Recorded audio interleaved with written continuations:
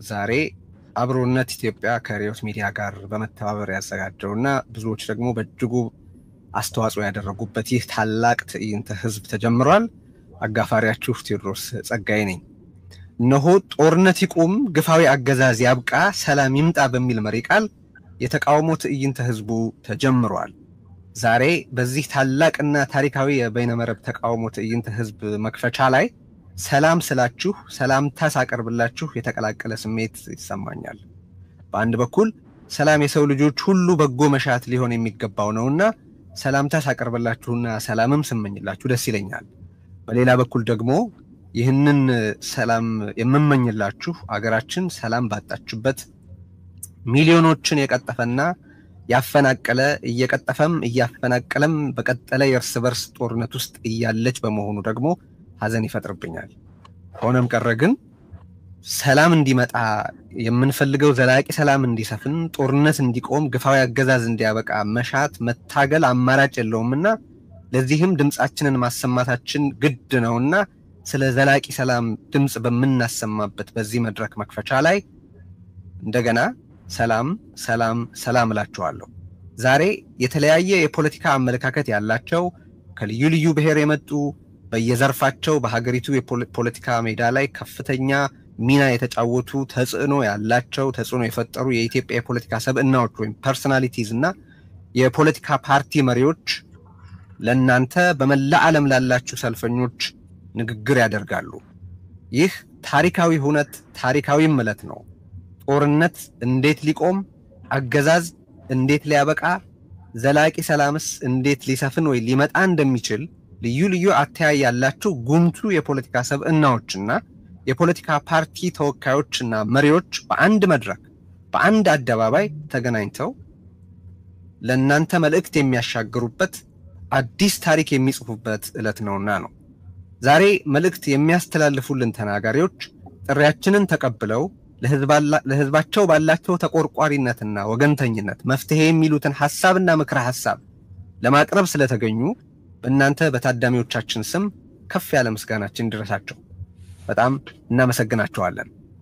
እናንተ በመላ ዓለም ያላችሁ ታዳሚዎችም የጉዳዩ ዋና ባለቤትም ብትሆኑ አተያይ፣ ብሔር፣ አካባቢ፣ ሃይማኖት ወዘተ አጥር ሳይሆንባችሁ በእነዚህ አጀንዳዎች ዙሪያ በተናጋሪዎቹ የሚቀርቡትን ምክረ ሐሳቦችና ሐሳቦች ለማድመጥ ስለተገኛችሁ በዚህ ትዕይንተ ህዝብ አዘጋጆች ስም ላመሰግናችሁ እወዳለሁ።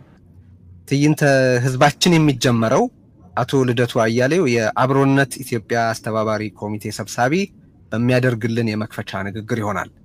ወደ አቶ ልደቱ የመክፈቻ ንግግር ከመሄዴ በፊት ግን ለታዳሚዎችም ሆነ ለተናጋሪዎች ጥቂት ማስታወሻዎች ማቅረብ እወዳለሁ። በየመሃሉም እነዚህን ነገሮች ላስታውሳችሁ ሞክራለሁ። ለተናጋሪዎች በንግግር አቀራረባቸው ዙሪያ አንዳንድ ማስታወሻዎችን አስቀድመን የላክን ቢሆንም አንዳንዶቹን እዚህ መጥቀስ ያስፈልጋል ብዬ አስባለሁና ጥቂቶቹን ብቻ ላስታውስ። አንደኛ፣ በተቻለ መጠን ንግግራችሁ በተጠቀሱት አጀንዳዎች ዙሪያ ያላችሁን ሐሳብና ምክረ ሐሳብ ማቅረብ ላይ ቢወሰን ወይ ቢያተኩር እንወዳለን። ሁለተኛ፣ ተናጋሪዎቻችን በዚህ መድረክ በአጀንዳው ላይ ያላችሁን ሐሳብና ምክረ ሐሳብ ስታቀርቡ የራሳችሁን አቋም እንጂ ከናንተ በፊት ለተናገረው ሰው ወይም ለቀረበ ሐሳብ ምላሽ መስጠት አይኖርባችሁም። የክርክር የውይይትና ሌሎች ሐሳብ መለዋወጫ መድረኮችን ወደፊት በስፋት እናዘጋጃለን። ዛሬ ግን ለህዝቡ በሺዎች በ10 ሺዎች በመቶ ሺዎች ለሚቆጠረው በመላ ዓለም ላለ ሰልፈኛ ስለምትናገሩ ህዝቡን አድሬስ እንድታደርጉልን ለማሳሰብ ወዳለሁ። ሶስተኛ፣ ንግግሮቻችሁን በተሰጡት 10 ደቂቃዎች ብታጠናቀቁ በእጅጉ እንደሚመረጥ እንደሚጠቅም ማስታወስ ወዳለሁ። ደቂቃው ምናልባት ካበቃና ማጠቃለያ ከፈለጋችሁ 1 ደቂቃ እንጨምርላችኋለን፣ ግን ከዛ በላይ መስጠት አንችልም። እነዚህን ታሳቢ አድርጉልን። ሌሎቹ ስለደረሷችሁ እዚህ ማንሳት አያስፈልገኝም ብዬ ነው።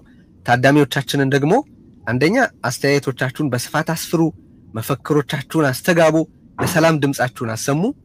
ሁለተኛ፣ ተቆጠሩ። ማለትም አገዛዙ የምርጫ ካርድንና ኮሮጆን ገልብጦ ማናቸውንም የተቃውሞ መግለጫ ሐሳብ ማንሸራሸሪያ መንገዶችን ሁሉ ቢዘጋም አፈናው ፈጽሞ እንደማይሳካለት በተግባር አሳዩት። ለወዳጅ ዘመዶቻችሁ፣ ጓደኞቻችሁ፣ የቅርብ ሰዎቻችሁ ሁሉ ይህንን ታላቅ ትዕይንተ ህዝብ በቀጥታ እየታደሙ መሆኑን እንድታረጋግጡ እንጠይቃለን። ሶስተኛው፣ በሰላም በፍትህና በነጻነት ጥሪያችን ዓለምን እናጥለቅልቅ። ዛሬ ከዩቲዩብ እና ከረምብል ውጪ ያሉ የሶሻል ሚዲያ ተጠቃሚዎች በዚህ ሰልፍ ለመታደም ወደዚህ እንዲመጡ እንድትጋብዟቸውም ደግሞ ማሳሰብ እወዳለሁ። ኑ ጦርነት ይቁም እንበል። ኑ ግፋዊ አገዛዝ እንዲያበቃ እንተባበር። ኑ ዘላቂ ሰላም እንዲመጣ ድምጻችንን እናሰማ። ንጹሃንን መፍጀት ይቁም። ዜጎችን ማስራብ ይቁም። የፖለቲካ እስረኞችም ይፈቱ እያልን ሌሎችም በርካታ መልእክቶች እናስተላልፋለን። ከዚህ በመቀጠል አቶ ልደቱ አያሌው የአብሮነት ኢትዮጵያ አስተባባሪ ኮሚቴ ሰብሳቢ የመክፈቻ ንግግር እንዲያደርግልን እጋብዘዋለሁ። ልደቱ መቀጠል ትችላለህ። ቴድሮስ በጣም ነው ከልብ ነው የማመሰግነው። የተከበራችሁ የዚህ የተቃውሞ ትዕይንተ ህዝብ ተሳታፊ ኢትዮጵያውያን፣ የተከበራችሁ ተጋባዥ እንግዶች፣ ክቡራትና ክቡራን፣ ይህ የዛሬው የበይነመረብ የተቃውሞ ትዕይንተ ህዝብ የአብሮነት ኢትዮጵያ ከርዕዮት ሚዲያ ጋር በመተባበር ያዘጋጀው ነው። ትዕይንተ ህዝቡ በዋናነት የተዘጋጀው የብልጽግና አገዛዝ እየተከተለው ያለውን የጦረኝነት አካሄድ ለመቃወምና በንጹሃን ዜጎች ላይ እየተፈጸመ ያለውን ግድያና ጭፍጨፋ ለማውገዝ ነው። የትዕይንተ ህዝቡ መሪ ቃልም ጦርነት ይቁም፣ የግፍ አገዛዝ ያብቃ፣ ሰላም ይስፈን የሚል ነው። ይህ ሶስት መሰረታዊ ሐሳቦችን አጣምሮ የያዘ መሪ ቃል የተመረጠው የግፍ አገዛዝ ባለበት ሀገር ጦርነት ሊቆም እንደማይችል፣ ጦርነት ካልቆመ ደግሞ ዘላቂ ሰላምና ብልጽግና ሊሰፍን እንደማይችል ታሳቢ በማድረግ ነው። በትዕይንተ ህዝቡ ላይ በእንግድነት የተጋበዙት የፖለቲካ ሰዎች ንግግር የሚያደርጉበት ርዕሰ ጉዳይም በሀገራችን ጦርነት ሊቆም፣ አገዛዝነት ሊያከትምና ሰላም ሊሰፍን እንዴት ይችላል የሚል ነው። ይህም የንግግር ርዕስ የተመረጠበት ምክንያት እንደ ህዝብና ሀገር የወደፊት ዕጣ ፈንታችን የሚወሰነው ለዚህ ጥያቄ በምንሰጠው አመርቂ መልስ በመሆኑ ነው። የሀገሪቱን ጠቅላይ ሚኒስትር ጨምሮ ንግግር እንዲያደርጉ ከጋበዝናቸው እንግዶች መካከል 15 ተናጋሪዎች ፈቃደኛ ሆነው ተገኝተዋል። ከጠቅላይ ሚኒስትሩ በተጨማሪ ሌሎች 4 ተጋባዦች ግን ሳይገኙ ቀርተዋል። የጠቅላይ ሚኒስትሩ አለመገኘት አስቀድሞ የሚገመት ስለሆነ ማብራሪያ አያስፈልገው። ከተጋባዦቹ መካከል አንዱ አቶ ታዬ ደንደአ ሲሆኑ በዚህ መድረክ ላይ ንግግር ለማድረግ ተጋብዘው ፈቃደኛ ከሆኑ በኋላ ሐሳብን አብዝቶ በሚፈራው አገዛዝ በመታሰራቸው ምክንያት ሳይገኙ ቀርተዋል። ቀሪዎቹ 3 ተጋባዦች ዶክተር ደብረጽዮን ገብረ ሚካኤል፣ አቶ አሉላ ኃይሉ የሳልሳዊ ወያኔ መሪ ናቸው፣ አቶ እስክንድር ነጋ ከፋኖ። እነዚህ 3 የፖለቲካ ሰዎች ለኛ ግልጽና አሳማኝ ባልሆነ ምክንያት ግብዣችንን ሳይቀበሉት ቀርተዋል። ነገር ግን በእነሱ አለመገኘት ምክንያት የውክልና መጓደል እንዳይፈጠር ለማድረግ የሚያስችል ቅድመ ዝግጅት አድርገን ስለነበር ጉድለቱን ለማሟላት ሞክረናል። በዚህም ምክንያት ያቀድነውን የ15 ተናጋሪዎች ቁጥር ማሳካት ችለናል። ይህንን ትዕይንተ ህዝብ ለህዝብ በቀጥታ እንዲያስተላልፉ ከጋበዝናቸው 25 የሚሆኑ መገናኛ ብዙሃን ውስጥ 20ዎቹ ይሄን ዝግጅት በቀጥታ ለማስተላለፍ ፈቃደኛ ሆነዋል። ንግግር አቅራቢዎቹም ሆኑ መገናኛ ብዙሃኑ ይህንን ትዕይንተ ህዝብ ካዘጋጀነው አካላት ጋር በአንዳንድ ጉዳዮች ላይ የአመለካከት ልዩነት ያላቸው ናቸው። ልዩነት መኖሩ ግን በዚህ መድረክ ላይ እንዳይገኙ አላገዳቸውም። የእኛን የአዘጋጆቹን አመለካከት ሳይሆን የአጀንዳውን ወቅታዊነትና ህዝባዊነት በመገንዘብ ላሳያችሁት ልባዊ ትብብርና ተሳትፎ ልባዊ ምስጋናዬን በዚህ አጋጣሚ አቀርባለሁ። ከልዩነት ይልቅ ለጋራ የህዝብ አጀንዳ ቅድሚያ መስጠታችሁ ወደፊት ለበለጠ ውጤት የሚያበቃ የትግል ትብብር መፍጠር እንደሚቻል የሚጠቁም ትልቅ ተስፋ ሆኖ አግኝተነዋል። ይህ ተነሳሽነት ወደፊትም የበለጠ ተጠናክሮ ሊቀጥል ይገባል። ዛሬ በዚህ መድረክ ላይ መገኘት ሳይችሉ የቀሩ ወንድሞቻችንም ከዚህ ጥሩ ትምህርት መቅሰም የሚችሉ ይመስለኛል። በአሁኑ ወቅት በስልጣን ላይ የሚገኘው የብልጽግና አገዛዝ ሀገሪቱን በብቃት ለመምራት የሚያስችል ዕውቀት፣ ልምድ እና ቅንነት አልኖረውም። ከአሁን በኋላ ከሁሉም በላይ ለህዝብና ለሀገር ደህንነት ደንታ ቢስና ለስልጣን የበላይነቱ ብቻ ቀናይ የሆነ ጦረኛ አገዛዝ በመሆኑ የኢትዮጵያንና የህዝቧን ህልውና ከፍተኛ አደጋ ላይ ጥሎታል። በሀገሪቱ እየተከሰተ ያለው የኢኮኖሚ ቀውስ፣ የማህበራዊ ትስስር መበጣጠስና የእርስ በርስ ጦርነት በተባበረ ትግል በፍጥነት ካልተቀለበሰ በስተቀር የመጨረሻ ዕጣ ፈንታችን እየተላለቁ ከመፈራረስ ውጭ ሊሆን አይችልም። በተለይም በአሁኑ ወቅት እየታየ ያለው የጦርነት ውጥረት ለይቶለት ከፈነዳ በሀገራችን ብቻ ሳይሆን በአጠቃላይ በአፍሪካ ቀንድ ከፍተኛ ቀውስና ትርምስ የሚያስከትል እንደሚሆን መጠራጠር አይቻልም። ይህንን እጅግ አውዳሚ የሆነ ከፊታችን እየመጣ ያለ ጦርነት ተባብረን እንዳይነሳ ማድረግ ካልቻልን በስተቀር ሀገራዊም ሆነ ህዝባዊ ህልውናችን ልንገምተው በማንችለው ፍጥነትና መጠን አደጋ ላይ መውደቁ አይቀሬ ነው። አሁን ላይ ህዝባችን ከሚገኝበት ሁለንተናዊ ሰቆቃ አኳያ የሀገሪቱ የፖለቲካ ኃይሎች በጋራ አጀንዳ ተባብረን እንዳንታገል የሚያደርገን ምንም አይነት አሳማኝ ምክንያት የለም። በአጭሩ የማያዋጣ የተናጠል ሩጫችንን ትተን ካልተባበርን በስተቀር እያካሄድን ያለውን ትግል አናሸንፍም። ካላሸነፍን ደግሞ እየተላለቅን ከመፍረስ ከቶውንም አንድንም። እንደ ሀገርና ህዝብ ህልውናችን አደጋ ላይ ወድቆ እያለ ለማንኛውም አይነት የኢኮኖሚ ጥቅምም ሆነ ለፖለቲካ ስልጣን ቅድሚያ ልንሰጥ አይገባም። ኢኮኖሚያዊ ጥቅምም ሆነ የፖለቲካ ስልጣን ሊኖረንም ሆነ ሊጠቅመን የሚችለው መጀመሪያ እንደ አገርና ህዝብ ህልውናችን የመቀጠል ዋስትና ሲኖረው ብቻ ነው። ስለሆነም አሁን ላይ የሁላችንም ቀዳሚ ትኩረት በሀገራችን ጦርነት ቆሞ አገዛዝ ተወግዶና ዘላቂ ሰላም ሰፍኖ የሀገራችንንና የህዝባችንን ህልውና እንዴት ይቀጥል በሚለው መሰረታዊ ጥያቄ ላይ ሊሆን ይገባዋል። በዚህ መድረክ ላይ ተጋብዛችሁ ዛሬ ንግግር የምታደርጉ የፖለቲካ ሰዎች ለዚህ ጥያቄ ገንቢና አጥጋቢ መልስ ታቀርባላችሁ ብዬ ተስፋ አደርጋለሁ። ይህንን በማድረግም በከፍተኛ ተስፋ ማጣት ስሜት ውስጥ ለሚገኘው ህዝባችን አዲስ የትግል ተነሳሽነትና የለውጥ ተስፋ እንደምትፈጥሩ እምነቴ ነው።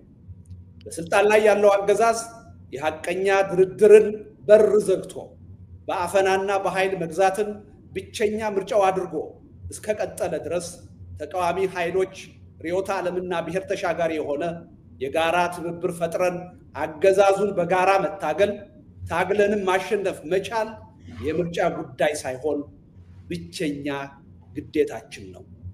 ተቃዋሚ ኃይሎች የወቅቱን ትግል በሚፈለገው ፍጥነት ማሸነፍ የተሳነን አገዛዙ በማንኛውም መመዘኛ ጠንካራ ስለሆነ አይደለም። ይልቁንም እኛ ተቃዋሚዎች መከባበር፣ መደማመጥና በጋራ ጉዳያችን መተባበር የተሳነን ደካሞች በመሆናችን ጭምር። ይህንን እውነታ በውል ተገንዝበን ከተባበርንና ህዝባችንን ባልተከፋፈለ አንድ የጋራ ድምፅ ማታገል ከቻልን ግን የወቅቱን አገዛዝ ያለ ማጋነን በጥቂት ወራት ውስጥ በሰላማዊ የህዝብ እምቢተኝነት ትግል ልናሸንፈውና ሐቀኛ ድርድርንና እውነተኛ የሽግግር ሂደትን እንዲቀበል ልናስገድደው እንደምንችል ጥርጥር የለኝም። ከዚህ እምነት በመነጨ የዛሬውን የተቃውሞ ትዕይንተ ህዝብ ስኬታማነት እንደ አንድ ተጨባጭና ጥሩ መነሻ በመውሰድ በአጭር ጊዜ ውስጥ በጋራ መለስተኛ ፕሮግራም የጋራ ትብብር ፈጥረን ህዝባችንን አገዛዝ አንቀጥቅጥ ለሆነ ሰላማዊ ህዝባዊ እምቢተኝነት ትግል አነሳስተን በብቃት አታግለን ለአሸናፊነት መብቃት አለብን። በመጨረሻም ከእንግዲህ ህዝባችን ሊያካሂድ የሚገባው የሰላማዊ ህዝባዊ እምቢተኝነት ትግል በተናጠል ሩጫና በስሜት መሆን የለበትም። የህዝብ ትግል ጠንካራ የጋራ ትብብር በፈጠሩ ድርጅቶችና በአግባቡ በተጠና ሐሳብና ስልት መምራት አለበት። ከአሁን ቀደም ደጋግሞ ሲሆን እንደታየው መስዋዕትነት የተከፈለበት የህዝብ ትግል መጨረሻ ላይ ያለ አግባብ በሌሎች እንዳይጠለፍና እንዳይከሽፍ ማድረግ የምንችለው በጠንካራ ድርጅትና በጠራ የሐሳብ ዝግጅት ትግሉን ከመራ ነው ብቻ ነው። የአብሮነት ኢትዮጵያ በእውነትም እንደ ስሙ በቅርጽም ሆነ በይዘት ኢትዮጵያን እንዲመስልና የህዝቡን ትግል በብቃት ማስተባበርና ማጠናከር የሚያስችል ጠንካራ ተቋም እንዲሆን ከፍተኛ ጥረት እያደረግን እንገኛለን። የሃይማኖት፣ የርዕዮተ ዓለም፣ የትግል ስልትና የብሔር ልዩነት ሳይገድበን የህዝቡንና የሀገራችንን ህልውና በሚመለከቱ የጋራ አጀንዳዎች ዙሪያ ከማንኛውም የሀገራችን የፖለቲካ ኃይሎችና ሲቪክ ማህበራት ጋር በትብብር ለመስራት ዝግጁ መሆናችንን በዚህ አጋጣሚ እገልጻለሁ።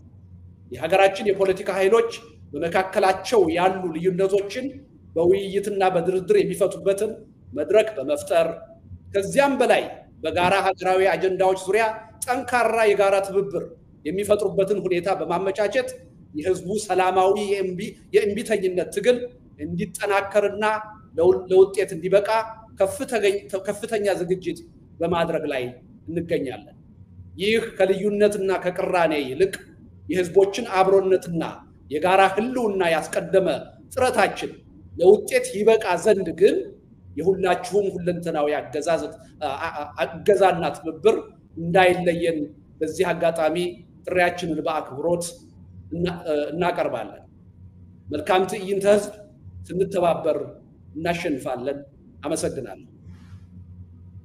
ስንተባበር እናሸንፋለን። ጦርነት ይቁም፣ ግፋዊ አገዛዝ ያብቃ፣ ዘላቂ ሰላም ይምጣ እያልን ነው። በመላ ዓለም ያላችሁ የዚህ ትዕይንተ ህዝብ ታዳሚዎች ይህንን መፈክር በየራሳችሁ መንገድ እያሰራጫችሁ ድምጻችንን ለዓለም ከፍ አድርገን እናሰማ ማለት እወዳለሁ። ይህንን በቀጥታ እያሰራጫችሁ ያላችሁትን መገናኛ ብዙሃን በጣም አድርገን እናመሰግናለን። አለናንተ ትብብር ያሰብነው ሊሳካ አይችል ስለነበረ ወደ ተናጋሪዎቻችን እንሄዳለን። ቀደም ሲል የገለጽኳቸው ማስታወሻዎች አሉ፣ እነሱን ታሳቢ አድርጉልን። የአጀንዳ የጊዜ የመሳሰሉትን። ዛሬ የትዕይንተ ህዝቡ የመጀመሪያ ተናጋሪያችን ፕሮፌሰር ሕዝቅኤል ገቢሳ ናቸው። ፕሮፌሰር ሕዝቅኤል በኢትዮጵያና በኦሮሞ ጉዳዮች በመገናኛ ብዙሃን ሰፋ ያለ ትንተና በመስጠት የሚታወቁ የአደባባይ ምሁር ናቸው። ዛሬ በዚህ የትዕይንተ ህዝብ ዝግጅት ላይ ታላቅ መድረክ ላይ ቀርበው ጦርነት እንዴት ሊቆም፣ አገዛዝ እንዴት ሊያበቃና ዘላቂ ሰላም እንዴት ሊመጣ እንደሚችል ሐሳብ እንዲያቀርቡ ስንጋብዛቸው በፍጹም ፈቃደኝነት እዚህ ተገኝተዋል። በጣም እናመሰግናቸዋለን። ፕሮፌሰር ሕዝቅኤል መቀጠል ይችላሉ። እጅግ አመሰግናለሁ ቴዎድሮስ። የጠራችሁንም አመሰግናለሁ። በአደባባዩ ላይ ያላችሁ ኢትዮጵያውያንም እንኳን ለዛሬ ቀን ደረሳችሁ ላለሁ። ባለፈው ግማሽ ምዕተ ዓመት ኢትዮጵያውያን ለኢኮኖሚ ፍትህ፣ ለባህል እኩልነት፣ ለዲሞክራሲ አስተዳደር ሲታገሉ በአንድነት ነበር ሲታገሉ የነበረው። በሀገራችን ሰፍኖ የነበረ የመስፍናዊ አገዛዝ እንዲሁም ለዚህ አስተዳደር ምሰሶና ማገር ሆነው ሲደግፉት የነበሩት በዚያን ጊዜ ዓለም አቀፍ ኢምፔሪያሊዝም እና ቢሮክራሲያዊ ካፒታሊዝም በወቃውን ሲታገሉ ከዳር እስከ ዳር በአንድነት ነበር። በትግል ስልትና አንዳንድ ጥቃቅን ልዩነቶች ካልሆነ በስተቀር ግራ ዘመም ይሁን ቀኝ ክንፍ የሚባሉ የስርዓቱ ተቃዋሚዎች በሙሉ በትግሉ ላይ በአንድነት ነበር ሲሳተፉ የነበረው። ከቅርብ ጊዜ ወዲህ የነበረው የታሪካዊው የትግል አንድነት ተፍረክርኳል። የኢትዮጵያ ህዝቦች የሚያደርጉት የመብት የማስከበር ትግል ቀድሞ ከነበረው የትግል አንድነትና አጋርነት ክፉኛ ርቋል። በዚህም ምክንያት ለመብቶች ሲደረግ የነበረው አገር አቀፍ ትግል መልኩንና ዓላማውን ለውጧል። አሁን የሚደረገው ትግል እንደከዚህ በፊቱ የመብቶች መከበር ትግል ሳይሆን የህልውና ትግል፣ በግልም እንደ ሀገርም ለህልውና የምንታገለው ትግል ሆኗል። ኢትዮጵያ በታሪኳ ህልውናዋን የሚፈታተኑ ጊዜያት ገጥሟታል። ብዙዎቹን አልፋ ለዛሬ ደርሳለች። እንደ ሀገር ሆና የመቀጠል አቅሟ ግን እንደ ዛሬ በአደጋ ላይ ወድቆ የነበረበት ጊዜ እኔን ትዝ አይለኝም። እንዲሁ ዛሬ አለን እንደ ሀገር አለን እንላለን፣ በሀገር ስም እንጠራራለን እንጂ ሀገራዊ አንድነቱ መሰረቱ ተናግቷል። የፖለቲካ፣ የኢኮኖሚ፣ የአስተዳደር፣ የጸጥታ፣ የዲፕሎማሲ ቀውሶች በአንድ ጊዜ በሀገሪቱ ላይ ወድቀዋል። ስለዚህም ይሄ ስለሆነም ኢትዮጵያ እጅግ በተናወጠ የፖለቲካ ማዕበል ውስጥ እያለፈች ነው። ሀገሪቷ የጦርነት አውድማ ከሆነች 7 ክረምት አልፏል። ከዚህም የተነሳ ሞትና ውድመት የጊዜው መገለጫ ሆነዋል። በጌዴኦ ዞን በ2007 በፈረንጅ አቆጣጠር የተጀመረው ጦርነት ብዙም ሳይቆይ ወደ ኦሮሚያ ከዚያም ወደ ትግራይ አሁን ደግሞ አማራና ወደ ሶማሌ ክልሎችም ተዛምቷል፣ እየተዛመተም ነው ያለው። በአሁኑ ወቅት ከ1 ሚሊዮን ከዛም በላይ የሚሆኑ ዜጎች ለህልፈት፣ ለከፍተኛ የንብረት ውድመት፣ የማህበረሰብ መፈናቀል ምክንያት በሆነ የእርስ በርስ ጦርነት ውስጥ ገብታለች ሀገራችን። በዚህም መዘዝ ስርዓት አልበኝነት፣ የኢኮኖሚ ድቀትና ድህነት፣ ማህበራዊ አለመግባባትና መፈናቀል ደርሷል። የሚሊዮኖች ህይወትና ኑሮም ተመሰቃቅለዋል። ሀገሪቱም ሀገረ መንግስቱም መሰረት የለሽ እንድትሆን አድርጓታል። ያለው አለመረጋጋትና ማህበራዊ ስክነት መጓደል በጋራ ሆነው በህዝቡ ላይ ተስፋ መቁረጥን ፈጥረዋል። በህዝቡ ላይ የፍርሃት ጥላ በማጥላቱ የሀገሪቱ ህልውና እርግጠኛ ሊሆን ካለመቻልም መድረሱ ላይ ብዙም የምንከራከርበት ጉዳይ አይደለም። ክፋቱ ደግሞ የጥፋቱ መጠን በዚህ ትውልድ ላይ ተወስኖ የሚቀር አይደለም። የተባበሩት መንግስታት የቅርብ ጊዜ ሪፖርቶች እንደሚያመለክቱት ከድህነት ወለል በታች የሚገኙ ሰዎች ባለፉት 7 ዓመታት ከ22% እስከ 70% ድረስ ከፍ ብሏል። የትግራይ የአማራ ክልል መንግስት ባወጡ ዘገባዎች መሰረት 11 ሚሊዮን የሚጠጉ ተማሪዎች ትምህርታቸውን እየተከታተሉ እንዳልሆነ ግልጽ ነው። ምንም እንኳን ባለስልጣናት ሆን ብሎ ከትምህርት ውጪ ያሉ ተማሪዎች ቁጥር አሳንሰው ቢናገሩም ወደ ትጥቅ ትግሉ የሚቀላቀሉት ወጣቶች በኦሮሚያ ክልል እየጨመረ በመምጣቱ ወጣቶች በኦሮሚያ ክልል በትምህርት ላይ ያሉት ጥቂት እንደሆኑ ይታወቃል። በደቡብ ክልል ያሉትም እንደዚሁ ድሮ ቀድሞ ደቡብ በሚባለው ያለውም መስተዳደሮች መምህራን ደሞዝ መክፈል ባለመቻላቸው ትምህርት ቤቶች እንዲዘጉ አድርገዋል።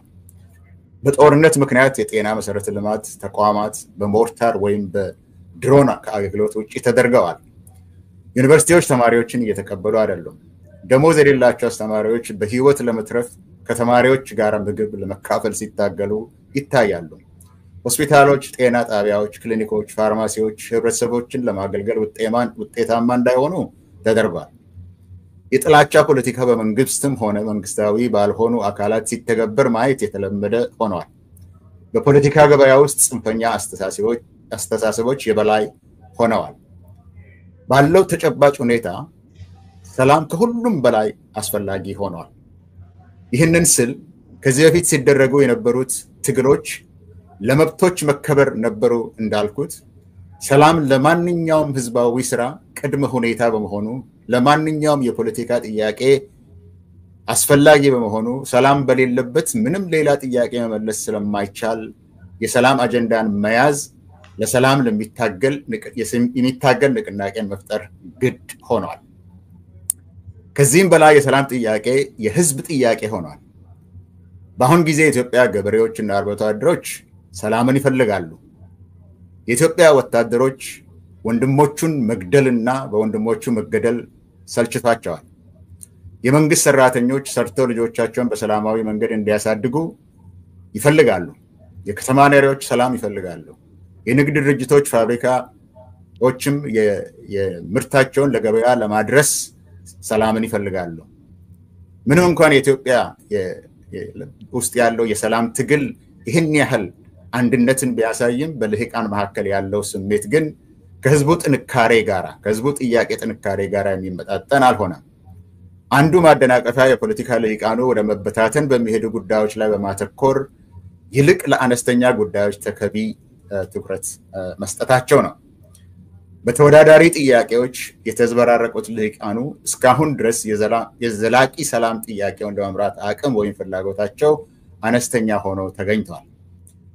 ነገር ግን የህዝቡን ጥማትና የህዝቡን ጥያቄ እውን ለማድረግ ልሂቃኑ የኢትዮጵያ ሰላም መመለስ ከምንም በላይ ቅድሚያ እንዲሰጡት ያስፈልጋል። ስለዚህም ከተለያየ ብሔር የተውጣጡ በማስተዋል ሊገናኙ የሚችሉ ልዩነቶችን ለመድፈንና የንቅናቄውን መሰረት ሊሆኑ የሚችሉ ጉዳዮች ላይ የጋራ ግንዛቤ ለመፍጠር መገናኘት ግዴታ ሆኗል። አብሮነት ኢትዮጵያ የሚለውም በዚህ ጉዳይ ላይ በአሁኑ ሰዓት መፈጠሩ ለዚህ ዓላማ ስኬት በጣም አስፈላጊ መሆኑ ታውቋል። ስለዚህም ከዚህ በኋላ የሰላም አጀንዳን የያዘ ህዝባዊ የሰላም ንቅናቄ መፍጠር እጅግ አስፈላጊ ይሆናል። ስለዚህም ሁለት ነጥቦችን ልናገር። በመጀመሪያ ማድረግ የሚገባን ከዛ በኋላ አቆማለሁ። የኢትዮጵያ ሰላም ወደ ነበረበት ለመመለስ ወሳኝ አስቸኳይ እና ግዴታ መሆኑ ላይ ልሂቃኑ መስማማትና ጥያቄዎቻቸውን ወደ ጎን ትተው የሰላምን ጥያቄ ብቻ አንግበው በዚህ ላይ ለመስማማት በዚህ ላይ ለመገናኘትና ለመደራደር መዘጋጀት ያስፈልጋል። ሁለተኛ ሰላም ወደ ነበረበት እንዲመለስና ይህ ከተፈለገ በንድፈ ሐሳብ ደረጃ እንኳን የሰላም አጀንዳው ወሳኝነት ላይ መስማማት ሲገኝ ለትግበራ የሚያግዝ ተጨባጭ የሰላም መርሃ ግብር ሊኖር ይገባል። በዚህም መንገድ ለሰላም የሚታገለው አነስተኛ ቡድን የሰላም አጀንዳ የሚያስፈልገውን ወሳኝ የህብረተሰብ አቀፍ ድጋፍ ለማሰባሰብ ስራ ሊጀምር ይችላል። በዚህም መንገድ በኢትዮጵያ ዘላቂ ሰላም ለማምጣት መንገድ ይከፍታል እላለሁ። ይህንን እድል ለሰጣችሁኝ አመሰግናለሁ። ይሄ ስራ የመጀመሪያው ነው። ይህ የሰላማዊ ሰልፍ ወደ ተግባር እንዲሄድ አሁን ያልኩትን ሁለት ነገሮችን ይዘን ብንነሳ መልካም ነው እላለሁ። አመሰግናለሁ። ፕሮፌሰር ሕዝቅኤል ገቢሳ በጣም አድርጌ አመሰግናለሁ። ከተሰጠው ጊዜ ቀደም ብለው ነው ያጠናቀቁት። መልእክቱንም በመላ ዓለም ያላችሁ ተከታታዮቻችን አድምጣችኋል። ምክረ ሐሳባቸውን አቅርበዋል። እጅግ አድርጌ አመሰግናለሁ በታዳሚዎች ሁሉ ስም ፕሮፌሰር። ወደ የሚቀጥለው ተናጋሪ እንሻገራለን። እንግዲህ ይሄንን ስል በየመሃሉ ማሻገራቸው መልእክቶች አሉ። መፈክሮቻችንን አሰሙ። እዚህም በየመሃሉ የምናሳያቸው ነገሮች አሉ። በአሁኑ ወቅት በአገሪቱ ያሉት ሰቆቃዎች ፈርጀ ብዙ በመሆናቸው እንደየትውስታችሁ እንደየቅደም ተከተላችሁ መፈክሮቹን በስፋት አስተጋቧቸው። ጦርነት እንዲቆም፣ አገዛዝነት እንዲያበቃ፣ ዘላቂ ሰላም እንዲመጣ ያላችሁን መሻትና ፍላጎት አጠንክራችሁ ግለጹ። ዓለም ይስማው። ኢትዮጵያውያንም እርስ በርስ እንሰማማ። ወደ አንድ በጎ ግብ ለመነቃነቅ የሚያስችል ድባብ እንፍጠር ማለት ፈልጋለሁ። አቶ ዩሱፍ ያሲን ከአፋር የአፋር ብሔር ተወላጅ ናቸው ካሉ የእሳቸው ቢቀጥሉ ጋብዛቸዋለሁ ወደ መድረክ ማለትም ንግግራቸውን እንዲያሰሙ። አቶ ዩሱፍ ካሉ እንግዲህ መቀጠል ይችላሉ። ቀደም ባሉ ዓመታት በከፍተኛ ስልጣንና በዲፕሎማሲ የሰሩ ናቸው። አቶ ዩሱፍ በኢትዮጵያ ፖለቲካ ውስጥ ረዘም ያለ ተሳትፎ አላቸው። በጦቢያ መጽሔት ውስጥ አምደኛ ነበሩ። ኢትዮጵያዊነት አስተባባሪ ማንነት የተሰኘ መጽሐፋቸው ይታወቃል። አቶ ዩሱፍ ቀጣዩ ተናጋሪ እርስዎ።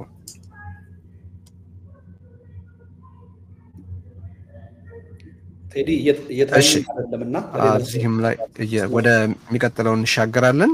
በኋላ እንግዲህ ከገቡ እንመለከታለን እሱን። እሺ እንግዲያውስ ያው ችግርም ሊኖር ከቻለ ኢንተርኔት ቶሎ መልእክቷን እንድታስተላልፍ ወይዘሪት ምስጢረ ስላሴ ታምራትን ጋብዛለሁ ከኢሃፓ። ምስጢረ ስላሴ ጋዜጠኛም ናት።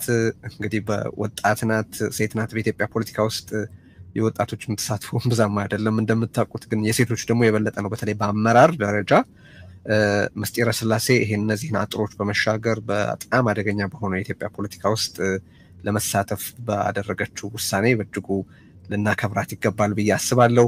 ፖለቲካ ውስጥ አሁን ሚና እየተወጣች ነው። የኢሃፓ ዋና ጸሐፊ ሆና ነው በማገልገል ላይ ያለችው። አሁን ምስጢረ ስላሴ መቀጠል ትችላለሽ። ይሰማል አይደለም? ይሰማል። አውቀት እሺ፣ አመሰግናለሁ ቴዲ። ሌሎቻችሁ ሚውት አድርጉልን። እዚህ ያላችሁ ሁላችሁ እንኳን ደህና መጣችሁ ማለት ፈልጋለሁ። ይህንን መድረክ ደግሞ ስላዘጋጃችሁልን የአብሮነት አስተባባሪዎችን እናመሰግናለን። እንግዲህ ሁላችንም እንደምናውቀው ኢትዮጵያ አሁን በተለይ ካለፉት 7 ዓመታት ወዲህ በጦርነት አዙሪት ውስጥ ነው የምትገኘው። ኢኮኖሚዋም ከመቼውም ጊዜ በላይ የደቀቀበት ሁኔታ ነው ያለው። እንግዲህ በዚህ ሁሉ መከራና ስቃይ ውስጥ እያለፈ ያለው የኢትዮጵያ ሕዝብ ሁልጊዜም ቢሆን ሰላምን የሚናፍቅ ነው። ይሄ የሚካድ አይደለም። ያተረፍነው አንዳችም ነገር የለም በጦርነት። ስለዚህም ጦርነት ይቁም፣ ሰላም ይስፈን የሚለውን ሁሉም አካል ሊያስተጋባው የሚገባ መልእክት እንደሆነ እናምናለን። የኢትዮጵያ ህዝባዊ አብዮታዊ ፓርቲ ኢህአፓም ከዚህ ቀደም ህዳር 30 ቀን 2016 ዓመተ ምህረት ከሌሎች ሀገር ወዳድ ኢትዮጵያውያን ጋር በመሆን ጦርነት ይቁም ሰላም ይስፈን በሚል መሪ ቃል ሰላማዊ ሰልፍ ጠርቶ እንደነበር የሚታወቅ ነው። ነገር ግን እንዳለመታደል ሆኖ የምንኖርበት ሀገር ጦርነት ይቁም የሚል ሀሳብ ማስተላለፍ እና የሚል አቋም መያዝ ወንጀል ስለነበረ የሰልፉ አስተባባሪዎች ወደ አዋሽ አርባ ተልከው ነበረ። ያው የሰላማዊ ትግሉን ሁኔታ ሁላችንም የምናውቀው ነው። ስለዚህ በመታሰራቸው ምክንያት ሰልፉ ግቡን አልመታም። እንግዲህ ከዚህ ላይ መረዳት ያለብን ነገር አንደኛ ሁላችንም አንድ ላይ ባለመቆማችን ባለመተባበራችን ምክንያት እርስ በርስ እየተገፋፋን ለአገዛዙም እንዲሁ እድል እየሰጠነው እንደሆነ ነው። የሰላማዊ ትግል ላይ ሁልጊዜም ቢሆን ተስፋ ሊቆረጥ ይገባል ብለን አናምንም። ብዙ ለውጥ ማምጣት የሚቻለውም በሰላማዊ ትግል እንደሆነ እናምናለን። ስለዚህም አሁንም ቢሆን አስምረን የምናገረው የፖለቲካ ኃይሎች ሁሉም ሪጋርድለስ የሀሳባቸው የርዕዮተ ዓለም የአመለካከት ልዩነቶቻቸው ሁሉ በተለይ ደግሞ በሰላምና ሰላማዊነት እንዲሁ ጦርነት ይቁም በሚል እና የዲሞክራሲያዊ አገዛዝ ይስፈን በሚለው ዙሪያ ሁላችንም አንድ ላይ ሆነን በጋራ አምባገነንነትን ልንታገል እንደሚገባ እናምናለን። ሁላችንም በአንድነት ከቆምን እንዳልኩት ድል የማንነሳው ነገር አይኖርም። አሁንም ቢሆን ሁሌም ልናሰምርበት የሚገባውም ይሄንኑ ነው። ለምሳሌ ሰብአዊ መብት ተሟጋቾች፣ ጋዜጠኞች እና ፖለቲከኞች አሁንም ድረስ በእስር ላይ እንደሚገኙ እናውቃለን። ለመብት በመቆማቸው እንዲሁ ደግሞ ሰላም ይስፈን በማለታቸው ምክንያት። ነገር ግን ምን ያህሎቻችንንስ እነዚህም ሰዎች ዞር ብለን አይተናቸው ጠይቀናቸው የምናውቀው የሚለው ራሱ አንድ ጥያቄ ነው። ይሄ አንድ ላይ አለመቆማችንን እና እንዲሁ ደግሞ ወደ ፖለቲካው የሚገቡ ሰዎች ይህንን በማየት ማንም አብሮኝ አይቆምም፣ እንዲሁ ደግሞ ለምን ብዬ ራሴን መስዋዕት አደርጋለሁ ለውጥ ለማይመጣ ነገር የሚሉ ሁኔታዎች እንዳሉ እንረዳለን እና ይሄ ሁሉ ዞሮ ዞሮ የሚወስደን አንድ ላይ ባለመቆማችን የሚመጡ ጉዳቶች እንዳሉ ነው። ከዚህ በመቀጠል እንግዲህ እንደሚታወቀው የኢትዮጵያ ሕዝብ ለዘመናት ለነፃነት ፍትህና እኩልነት ያልወጣውና ያልወረደው ተራራና ሸለቆ የለም። ስለሆነም ዛሬ ለሀገራችን ሰላም ሁሉም ርብርብ ሊያደርግ ይገባል። ይህም ወደ አንድነት ይወስደናል። ይሁን እንጂ የኢትዮጵያ ሕዝብ የተፈራረቁበትን አገዛዞች ያደረሱበትን በደልና ግፍ ሳይቆጥር ለእነርሱም ክፉ ሳይመኝ በትዕግስት መመከር ያለበትን እየመከረ አስቀጥሏል። ነገር ግን ገዢዎች ናቸውና የቀኑ መንጋት ለዘላለም የሚኖር እየመሰላቸው ሁሉም ላይመለሱ አልፈዋል። ነገር ግን አሁንም ቢሆን ማሰብ ያለብን የአሁኑ አገዛዝ ካለፉት አገዛዞች በጭካኔውና በኢሰብአዊነቱ እጅግ በጣም እንደሚለይ ነው። እስከዛሬ ድረስ እስካሁኑ እስከምናወራባት ሰዓት ድረስ የበርካቶች ሞት፣ መፈናቀል አዲስም ዜና ሳይሆን በቃ በየቀኑ እየሰማን የለመድነው ነገር ሆኗል እና ይህ የሚያሳየን ላለፉት 7 ዓመታት ሀገሪቱ ለማያባራ የጦርነት አዙሪት መዳረጓን ነው። በሀገራችን ታሪክ ሰምተንና አይተን የማናውቀው የእርስ በርስ ግጭቶችን ጠምቆ በተግባር አሳይቶናል አገዛዙ። ከእነዚህ ግጭቶች ጥቂቶቹን ለመጥቀስ ደግሞ የኦሮሞና የሶማሌ ማህበረሰብ፣ የኦሮሞና የጌዲዮ ማህበረሰብ፣ የአማራና የትግራይ ማህበረሰብ፣ የሶማሌና አፋር፣ በደቡብ ቁጥራቸው ጥቂት የማይባሉ የኮንሶ፣ የኮሬ፣ ቡርጂ፣ ደራሼ፣ በምዕራብ ቤንሻንጉል እና ጋምቤላ ሌሎችም ይወሳሉ። በመላው የኦሮሚያ አካባቢዎች በሚባል ደረጃ ሰላማዊ ዜጎችን አግቶ ገንዘብ መጠየቅ ለመንግስት ሹማምንት ደግሞ የገቢ ምንጭ ሆኗልም ለረጅም ጊዜ። ከአስከፊውና አሰቃቂው እንዲሁም ደግሞ አገዛዙ ለስልጣኑ ሲል ካስቀጠለው የትግራይ ጦርነት ተላቀቅን ስንል አሁን ደግሞ እንደምናየው በአማራ ክልል ብዙዎችን እየቀጠፈ ያለ የጦርነት ሁኔታ እንዳለ እንረዳለን። የራስን ዜጋ በድሮን መግደል እንደው ቢያድለን ኖሮ በመንግስት የሚጠበቅ ነገር አይደለም። የራሱን ዜጎች በድሮን መግደል እንዲሁ በከባድ መሳሪያ መግደል። ነገር ግን ቅድም እንዳልኩት ያለንበት ሀገር ሞራል የሚጠየቅበት ምስል አይደለም። እየተገደልን እየተራብን እየተጠማን የቀጠልንበት ሁኔታ ነው ያለው። እንዲሁ የሀገር መከላከያ ሰራዊትም የሀገሪቱን ዳር ድንበር በማስከበር ስራው ላይ መጠመድ ሲገባው እንዲሁ ከወንድሞቹ ጋር እየተጣላ ቀጥሏል። ይህም በታሪክ ተወቃሽ የሚያደርገው መሆኑን ሊረዳና ቆም ብሎ ደግሞ ምንድነው እያደረግኩ ያለሁት፣ ሙሉ መዋቅሩ ምንድነው እያደረግን ያለ ነው፣ የአንድ ሰውን ስልጣን ለማስቀጠል ይህን ሁሉ ማድረግስ ይገባል ወይ የሚል ጥያቄ ሊጠይቅ ይገባል። ምክንያቱም ወደፊት መጠየቅ አይቀርምና የሀገር መከላከያ ሰራዊቱም እንዲሁ ደግሞ ሌሎች የጸጥታ አካላት የተቋቋምንበት ዓላማ ምንድን ነው የሚለውን በደንብ ሊያጤኑና ወደ ትክክለኛው መስመር ሊመለሱ እንደሚገባ እናምናለን። የኢትዮጵያ ሕዝብ ከፖለቲካ ፓርቲዎች በተለይ ደግሞ በሰላማዊ መንገድ ከሚታገሉ የፖለቲካ ፓርቲዎች የሚጠበቀውን ጠንካራ ትግል እንዳላገኘ እናምናለን። እኛም በተወሰነ መልኩ ያንን ኃላፊነት እንወስዳለን። ህዝቡ ግን ጠባቂ እንጂ አጋዥ አይደለም። ቅድም እንደጠቀስኩት የተለያዩ የሰላማዊ ትግል ጥሪዎች በሚደረጉበት ወቅት ከመሳተፍ አስተባባሪዎቹን ከማገዝ ይልቅ እንዲሁ ደግሞ ውጤት ላይ ከማድረስ ይልቅ አንድን የሰላማዊ ትግል አማራጭ ወዴት ይደርሳል የሚል ትችት፣ ወቀሳና እንዲሁ ደግሞ አላስፈላጊ ትችቶችን መሰንዘር ነው የሚቀናው። ስለዚህ አሁንም ቢሆን ለህዝቡም ጥሪ የምናደርገው በተለይ ለሰላማዊ ትግል ቀረብ ብሎ ትግሉን ማገዝ እንዳለበት ጥሪ እናቀርባለን። የዚህን አምባገነን ስርዓት እኩይ ድርጊት ህዝቡ በሚገባ ተረድቶታል ብለን እናምናለን። ምክንያቱም ሁላችንም ቤት የገባ ነገር ነው። አንዱ ቤት ገብቶ አንዱ ቤት አልገባም የምንለው ነገር አይደለም እና ሁላችንም ቤት የገባ ነገር ስለሆነ ተረድቶታል ብለን እናምናለን። የእኩይ ስርዓቱን ድርጊት ማለት ነው። ህዝባችን የአገዛዙን መሰሪነት ቢረዳም ነገር ግን ድምፁን በአደባባይ አውጥቶ ደግሞ ለማሰማት የሚያስተባብረው ኃይል እየጠበቀ ይገኛል እስከዛሬ ድረስ። ይህ ጊዜ ነው የኛ ሚና መምጣት ያለበት የሚመጣውም። አሁንም ቢሆን ሁላችንም እዚህ ያለን እዚህም ያልተገኙ የፖለቲካ ኃይሎች የሀሳብ ልዩነቶች እንዳለን እንረዳለን። ነገር ግን ያ የሀሳብ ልዩነት ደግሞ መወያየትም እንዲሁ የሀሳብ ልዩነታችንን በራሱ ይዘን መቀጠል የምንችለው ሀገር ሲኖር ህዝብ ሲኖር ስለሆነ በቅድሚያ መሰጠት ላለበት ጉዳይ ሰተን ሁላችንም የሀሳብ ልዩነቶቻችንን በኋላ ወደ መፍታት ሄደን ነገር ግን ጊዜ በማይሰጡ የሰላም ጉዳይ፣ የኢኮኖሚ ጉዳይ ላይ እንዲሁ በጋራ አንድ በሚያደርጉን ሀገራዊ ጉዳዮች ላይ ቁጭ ብለን መወያየት፣ መምከር እንዲሁ ደግሞ በአንድ ላይ መስራት አለብን ብለን እናምናለን። እኔም አምናለሁ። ጦርነት እንዲያበቃ የማይፈልግ ካለ ያ የአገዛዙ እንግዲህ አጋዥ እንደሆነ ነው እኔ የምረዳው። ምክንያቱም እስካሁን ድረስ በሀገሪቱ በተለይ በዚህ 7 ዓመት ውስጥ ያልቀጠለ የጦርነት ስርዓት የለም። ነገር ግን ጦርነቱ የታደረሰን ካለን ብዙዎቹ ከጥቅሙ ጉዳቱ የሚያመዝን ነው። የጦርነት ደግሞ ጥቅምም የለውም እና ወደ ሰላም አማራጭ እንዲመጣ ነው የምንጠይቀው። ስለዚህ ጦርነት ይቁም፣ ግፋዊ አገዛዝ ያብቃ፣ ሰላም ይምጣ የሚለው ሀሳብ የሁሉም ኢትዮጵያውያን በተለይ ደግሞ ከአገዛዙ ጥቂት ሹማምንት ውጪ ያለ ሀሳብ እንደሆነ እንረዳለን። ስለሆነም ከውጭ ያላችሁ የአብሮነት አስተባባሪዎች ሀሳባችሁ መሬት ላይ እንዲወርድ አገር ቤት ካሉ ጠንካራ የፖለቲካ ኃይሎች ጋር በቅርበት መስራት እንደሚጠበቅባችሁ ለማሳሰብ እወዳለሁ። በእኛ በኩል ጦርነት እንዲያበቃ ከሚፈልግ ማንኛውም ኃይል ጋር የሀሳብ ልዩነቶች ቢኖሩንም የርዕዮተ ዓለም እንዲሁ የተለያዩ ልንዘረዝር የምንችላቸው ልዩነቶች ቢኖሩንም በጋራ ለመስራት እንደምንወድና ሙሉ በሙሉ ፈቃደኛ እንደሆንን ላሰምርበት እወዳለሁ። ስለዚህ አሁንም ቢሆን በደንብ አስረግጬ መናገር የምፈልገው በሁሉም የፖለቲካ ኃይሎች ዘንድ አንድነት ሊኖር ይገባል። በተለይ በጋራ አንድ ሊያደርጉን በሚችሉ ጉዳዮች ላይ አንድ ሆነን እንድንታገል ጥሪ ያቀርባለሁኝ። መረሳት የሌለበትም ነገር ደግሞ በኋላስ ምንድን ነው የሚመጣው? ግፋዊ አገዛዝ ያብቃልን፣ ከዛ በኋላስ ምንድን ነው የሚመጣው ካለን አሁንም ቢሆን በጋራ ማንቆም ከሆነ ችግሮቻችን ላይ ችግሩ የበለጠ እየቀጠለ የሚሄድ ነው እና ስለዚህ ይህን ሁሉ በመረዳት አንድ ላይ ሆነን ይህንን አገዛዝ ልንቃወም እንዲሁ በቃ ልንል እንደሚገባ ማስመር እፈልጋለሁ። አመሰግናለሁ። እሺ፣ በጣም አመሰግናለሁ። አናቷ ላይ የጨረስሽው ምስጢረ ስላሴ መልእክትሽንም በማሻገርሽ በጣም እናመሰግናለን። በርቱ፣ ቀጥሉ። እንግዲህ እንዲህ ያሉ መልእክቶችን ተባብረን በምናሰማበት ወቅት አገዛዝ ከፍተኛ ጫና ይደርስበታል። ከተለያዩ አቅጣጫዎች መልእክቶች እየደረሱ ነው። በነገራችን ላይ በኢትዮጵያ ውስጥ ዩቱብ ሪስትሪክት መደረጉ እየተሰማ ነው። ይሄ አገዛዙ በእውነት ገና የትግል ትብብር ብሎ ሲባል እንዴት እንደሚሸበር ያሳየ አንድ ተጨባጭ ማሳያ ነው። ዜጎች እያደረጉት ያሉትን ነገር ምን ያህል ትክክል እንደሆነም የሚያረጋግጥ አድርጌ ነው የምመለከተውና ከተለያዩ አቅጣጫዎች መልእክቶች እየመጡ ነው።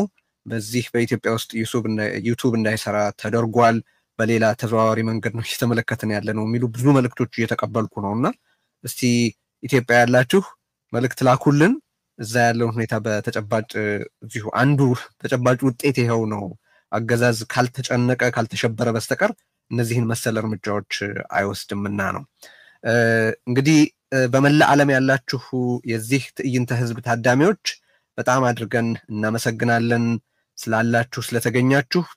ሃይማኖት፣ ብሔር፣ አካባቢ ወይም ሌላ የርዕዮተ ዓለም ልዩነት ሳይገድባችሁ ከመላ ዓለም ተሰባስባችሁ ጦርነት ይቁም፣ አገዛዝ ያብቃ፣ ሰላም ይምጣ የሚሉ መልእክቶችን በመላ ዓለም እያሻገራችሁ እያስተላለፋችሁ ስላለ ደስ ይለናል።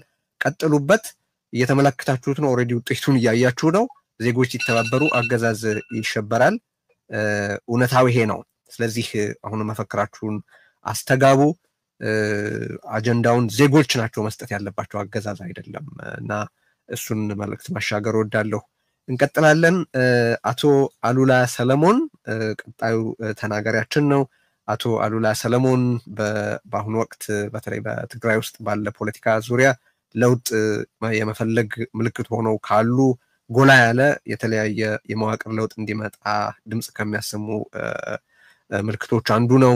በተለያየ ሁኔታ የእስከዛሬው መንገድ አይበቃም፣ ማነው የእስከዛሬው መንገድ ይበቃል፣ የእስካሁኑ ዋጋ ወይም ኪሳራ ይበቃል፣ ከዚህ በኋላ አዲስ መንገድ መኖር አለበት የሚል ሐሳብ በስፋት ያስተናግዳልና እርሱን ወደዚህ ወደ መድረክ ጋብዘን ጦርነት እንዴት ሊቆም አገዛዝ እንዴት ሊያበቃና ዘላቂ ሰላም እንዴት ሊሰፍን እንደሚችል ያለውን ሐሳብ ያቀርብልናል። እንግዲህ መፈክሮቻችንን አሰሙ። ጦርነት ይቁም በሉ፣ ሰላም ይምጣ በሉ፣ አገዛዝ ይብቃ በሉ። ዜጎች እንተባበር፣ ስንተባበር እናሸንፋለን። አሉላ ቀጥል። አመሰግናለሁ ቴድሮስ። በመጀመሪያ ይህንን መድረክ ያዘጋጀው አብሮነት በተለይ ደግሞ አቶ ልደቱን በዚህ ረገድ እጅግ አድርጌ ማመስገን ፈልጋለሁ። አክብሮቴንም መግለጽ እወዳለሁ። በእንደዚህ አይነት በተለይ ኢትዮጵያ ውስጥ እንደዚህ አይነት መድረኮች ለማዘጋጀት የሞከሩ ወይም ደግሞ የሰላም ጥሪን ያቀረቡ ሰዎች ምን ያክል ዋጋ እንደከፈሉ እናውቃለን። በኪነ ጥበብ መድረክ ጦርነት ይቁም፣ ሰላም ይምጣ ያሉ ዜጎች ዋጋ ከፍለዋል። የፖለቲካ ድርጅት አመራሮች ጦርነት እንዲቆም፣ ሰላም እንዲመጣ የጠየቁ፣ አገዛዝ እንዲያበቃ የጠየቁ ዋጋ ከፍለዋል። አሁንም ዋጋ እየከፈሉ ነው ያሉት፣ በሰላማዊ መንገድ የትግል ላይ ያሉት ማለት ነው።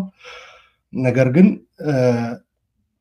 እንደዛም እየሆነ ተስፋ ባለመቁረጥ ይህንን ትግል የቀጠሉ በአገር ውስጥም በውጭም ብዙ ዜጎች አሉ።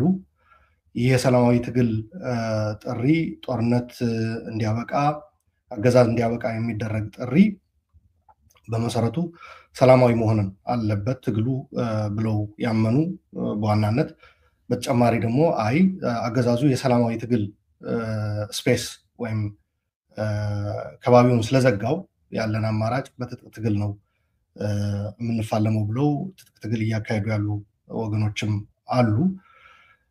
ከዚህ በተጨማሪ የሰላማዊ ትግል አስፈላጊነት ከመግለጽ ባለፈ እንዲሁም በትጥቅ ትግልም የሚደረገው ትግል እንረዳለን፣ ወገኖቻችን ያሉበት ሁኔታ ያ እድል ስለተዘጋ ነው ወደ በረሃ ወጥተው እየታገሉ ያሉት የሚሉ ከውጭም ጋር መተባበር አለብን ይህንን አገዛዝ እንዲያበቃ የሚሉ አካላት እንዳሉም እንረዳለን። በዚህ ትዕይንተ ህዝቡም እየተሳተፉም እንዲሁም እየተከታተሉ ያሉ ወገኖችም በዚህ ረገድ የሚገለጹ ነው ብዬ አምናለሁ። ዋናው ነገር ግን በእኔ እምነት ሰላማዊ ትግል ከዋጋ አንጻርም ከምንከፍለው ዋጋ አንጻርም እጅግ ያነሰ አገዛዙ ደግሞ በጣም የሚፈራው የትግል ስልት መሆኑ አምናለሁ። ምክንያቱ ሀሳብ ይፈራል። አገዛዙ በጦርነት እድሜውን ማራዘም እንደሚችል ያምናል። በሀሳብ የሚደረግ ትግል ግን እጅግ ያስፈራዋል። ይህም በተግባር የታየ ነው። ቅድም እንደገለጽኩት በሀገሪቱ የሰላም ጥሪ ያቀረቡ ጦርነት እንዲቆም ጥሪ ያቀረቡ ዜጎች እየተወሰደባቸው ያለ እርምጃ የምናውቀው ነው። በተጨማሪ ግን በጦር ሜዳ የሚፋለሙ ግን የሀገሪቷን ትልቁ ድርሻ የሚይዘውን የሀገሪቱን ሀብት ለጦርነት እያዋለ አገዛዙ በጦርነት እየቀጠለ ነው ያለው። ስለዚህ ሰላማዊ ትግል አጠናክሮ መቀጠል እንዲሁም ጦርነት ይቆም ስንል አገዛዙ ጦርነት እንዲያቆም ብቻ ሳይሆን አገዛዙ በተቃራኒ የተሰለፉ ኃይሎችን ለድርድር ለሰላማዊ መንገድ ራሳቸውን ማዘጋጀት አለባቸው። ይሄ ትግል ራሱ ውጤት እንዲያመጣ ከተፈለገ ጦርነት መቆም አለበት። እየተዋጋን መወያየት አንችልም። ባጭሩ እንድንወያይ ቀጣይ አቅጣጫዎች እንድናስቀምጥ ከተፈለገ ጦርነቶቹ ቆሞ በአፋጣኝ የሀገሪቷ ሁኔታም ጦርነት መሸከም ወደማይችልበት ደረጃ እየደረሰ ነው። ኢኮኖሚው እየደቀቀ ነው። የመበታተን አደጋም አፋፍ ላይ የደረስንበት ሁኔታ ነው ያለው እና በአፋጣኝ አገዛዙን ጦርነቱ አቁሞ ተፋላሚዎችም ወደ ውይይት ጠረጴዛ ዙሪያ መጥተው አለን የሚሉት ሀሳብ በሰላማዊ መንገድ የሚገልጹበት ወደ እንደዚህ አይነት ሽግግር የሚካሄድበት ሁኔታ በአፋጣኝ መመቻቸት አለበት። በነገራችን ላይ ጦርነት ይቁም ሲባል እየተካሄዱ ያሉ ጦርነቶች ብቻ ሳይሆን በቋፍ ላይ ያሉ እንደገና አንዳንዶቹ በፊት ተካሂደው እንደገና ተመልሰው የማገርሸት የመምጣት እድል ያላቸው ጦርነቶች አሉ። አንዳንዶቹ ቀጠናዊም ይዘት ያላቸው ጦርነቶች ብቅ እያሉ ነው፣ እየታዩ ነው። ይሄ ምንም ጥያቄ የለውም። ይህንንም ግምት ውስጥ በማስገባት ነው ከሀገራዊው ስነሳ በአማራና በኦሮሚያ እየተካሄደ ያለው ጦርነት ነው ትልቁ። ይሄ በአፋጣኝ ወደ ውይይት ዓለም አቀፍ ማህበረሰብም ኢትዮጵያውያንም በተለይ በዚህ መድረክ የተሳተፉ ያሉ ሀሳብ አቅራቢዎችም ተመልካቾችም ጫና አድርገው በፍጥነት በኦሮሚያና በአማራ ክልል እየተካሄደ ያለው ጦርነት የሚቆምበት ተፋላሚዎች ወደ ጠረጴዛ ዙሪያ የሚመጡበት ሁኔታ መመቻቸት አለበት። ምክንያቱ እልቂቱ በጣም የከፋ የእርስ በርስ ጦርነት መሆኑ ደግሞ ወንድም ከወንድሙ ጋር ነው እየተገዳደለ እየተላለቀ ያለው። በዚህ ምክንያት ደግሞ ህዝቡ ከቦታ ቦታ መንቀሳቀስ አልቻለም፣ ማምረት አልቻለም። በተቻለ መጠን ደግሞ ያገኘውን እድል ተጠቅሞ ያመረተ ደግሞ አጓጉዞ ሸጦ እንትን ማለት አልቻለም። ልጆቹን ወደ ትምህርት ቤት መላክ አልቻለም። ትምህርት ቤቶች ወድመዋል። ከቦታ ቦታ መንቀሳቀስ በጣም በኢትዮጵያ ብርቅ ሌክዠሪ የሆነበት ሁኔታ ነው የተፈጠረው። ይህን ማለት አለበት። ከዚህ በተጨማሪ ያው ከትግራይ እንደ መገኘት መጠን የትግራይ ሰው እንደመሆን መጠን በትግራይ ደግሞ የነበረው ጦርነት ያስከፈለን ዋጋ ሁሉም ኢትዮጵያዊ የሚረዳው ነው። 1 ሚሊዮን እና ከዛ በላይ ሰው ጠፍቷል። ሀብት በቢሊዮኖች ወደ አንዳንዶቹ በትግራይ ብቻ እስከ 80 ቢሊዮን ዶላር የሚሉት አሉ። አንዳንዶቹ ደግሞ አጠቃላይ በሶስቱ ክልሎች በትግራይ 30 ቢሊዮን፣ በአማራ ክልል 20 ቢሊዮን፣ በአፋር ክልል 10 ቢሊዮን ወደ 60 ቢሊዮን ዶላር እንደወደመ ያስቀምጣሉ። እና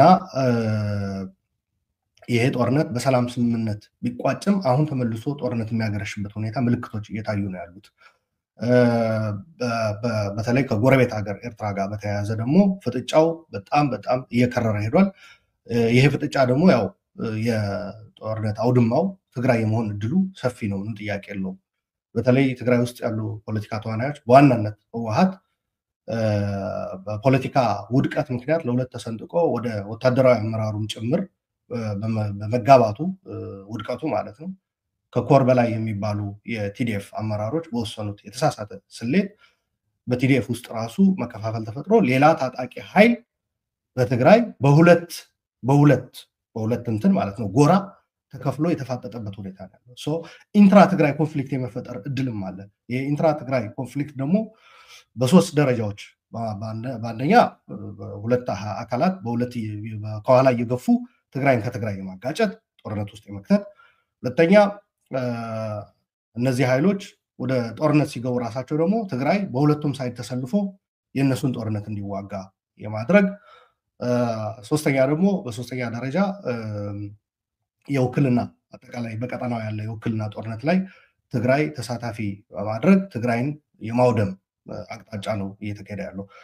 በዋናነት ይህ የሰላም ይምጣ ጦርነት ይቁም አገዛዝ ይብቃ ጉዳይ ትግራይን ደግሞ ከአሁን በፊት በከፈለው ዋጋ አሁን ጦርነት መሸከም የሚችል ጫንቃ አለ ብለን አናምንም። ይሄ በነገራችን ላይ ከትግራይ ስለተገኘው ብቻ አይደለም፣ ከትግራይ ውጭ ያሉ ኢትዮጵያውያን ወንድሞችን በተደጋጋሚ የተናገሩት ነገር ነው። የትግራይ ህዝብ አሁን አንድ ጥይትም መተኮስ የለበትም። ትግራይ ላይ ጦርነቱ መሸከም የሚችልበት ጫንቃ የለም፣ ወድሟል። ስለዚህ የህወሓት አመራሮች እንደተጋበዙ አቶ ልደቱ ቅድም ገልጿል፣ ቢገኙ ይመረጥ ነበር። አስተውለው ይህንን ልዩነት አጥብበው ጦርነቱን ማስቀረት መቻል አለባቸው፣ በትግራይ ሊከሰት የሚችለው ጦርነት ማለት ነው።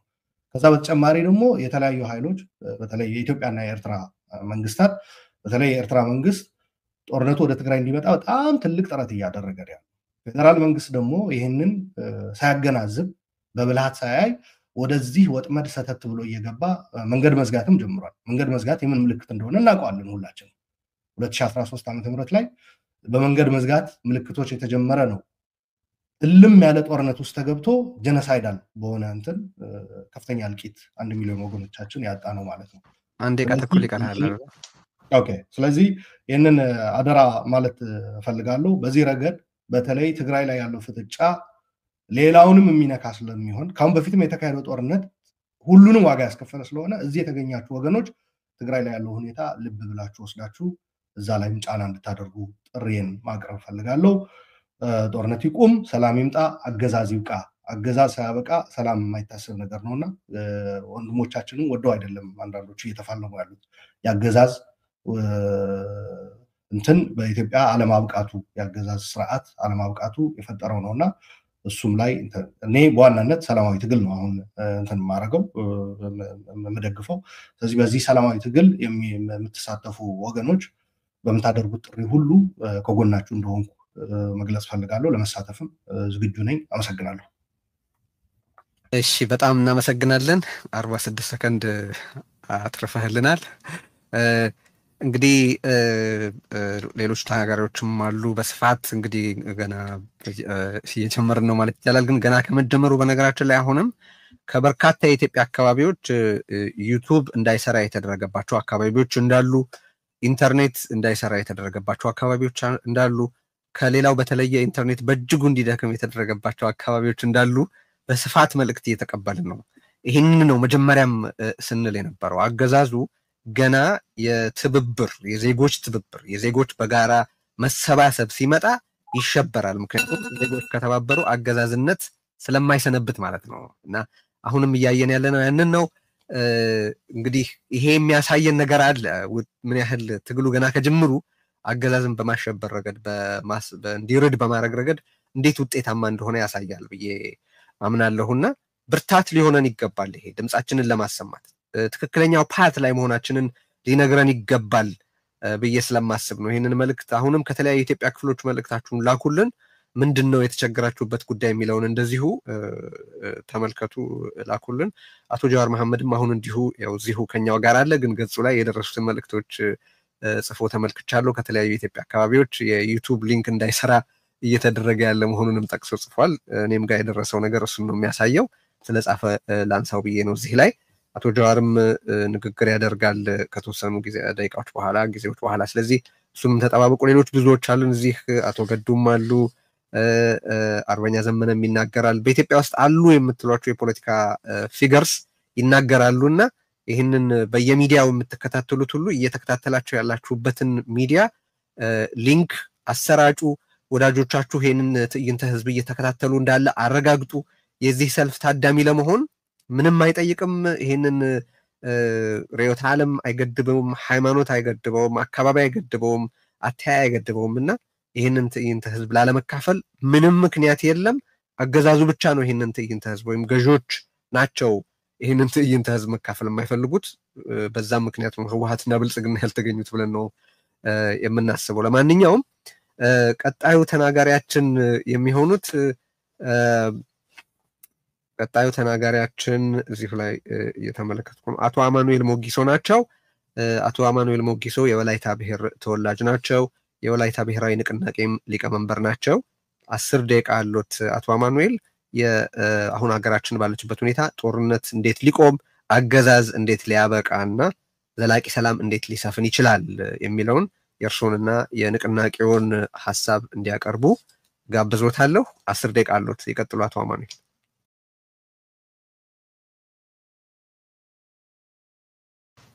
አቶ አማኑኤል ድምጾን እየሰማን አይደለም።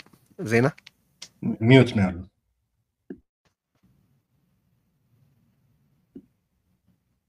አንሚዩት ማድረግ አለባቸው። ቴዲ አንሚዩት ማድረግ አሁን እሱን ልብ በሉልን። ብዙ ደቂቃ ስለሌለን እሱን ጥንቃቄ አድርጉልን። ይቀጥሉ። አመሰግናለሁ። ይሰማችኋል አይደል? ይሰማናል። ይቀጥሉ። አመሰግናለሁ ቴዲ። ጦርነት ይቁም፣ አገዛዝነት ይብቃ፣ ሰላም ብርሃን ይፈንጥቅ። ሰላምና ፍትህ ለመላው ኢትዮጵያውያን በሀገር ውስጥም በወልናው ዓለም የምትገኙ እኔ ዛሬ የምናገረው እንደ ፓርቲ መሪ ብቻ ሳይሆን ውዱ ሀገራችን ኢትዮጵያ በደረሰባት አሁናዊ ሁኔታ ልቡ እንደተሰበረ እንደ አንድ ዜጋም ጭምሮኝ ነው። በመጀመሪያ የዚህ ታሪካዊ ተቃውሞ ሰላማዊ ትግል ማስፈንጠሪያ የሆነውን የበየነ መረብ ህዝባዊ ትዕይንት አዘጋጆች የሆናችሁ የአብሮነት ኢትዮጵያ ድምጻችንን የምታጎሉ ሚዲያዎች በዓለም ዙሪያ የምትመለከቱት በሺዎች የምትቆጠሩ ወንድሞቼ እህቶቼ እናቶችና አባቶቼ እንዲሁም በአይነቱ ልዩ የሆነውን ይህን ንግግር አድራጊዎች በሙሉ እጅግ አርጌ ለማመስገን ወዳለሁ። እውነት ከጭቆና የበለጠ ፈጣን እንደሆነች ብርሃንም ሁሉ ጊዜ መንገድ እንደሚያገኝ አሳይታችኋል። ከህዝብ ጋር ስለቆማችሁ ለውይይት ቦታ ስለሰጣችሁ እውነትና የግንኙነት መሳሪያም ስለሆናችሁ እጅግ አርጌ በድጋሚ አመሰግናለሁ። ሚናችሁ ታሪካዊ ነው። በቀውስ ጊዜ እውነት የሚናገርላትን ትፈልጋለች እና ድርሻችሁን አበርክታችኋል። ታሪክም አይረሳችሁም። ዛሬ እዚህ የተሰበሰብነው ሶስት መሰረታዊ ጥያቄዎችን ለመጋፈጥ ነው። አንደኛ ጦርነቱ በኢትዮጵያ እንዴት ሊቆም ይችላል?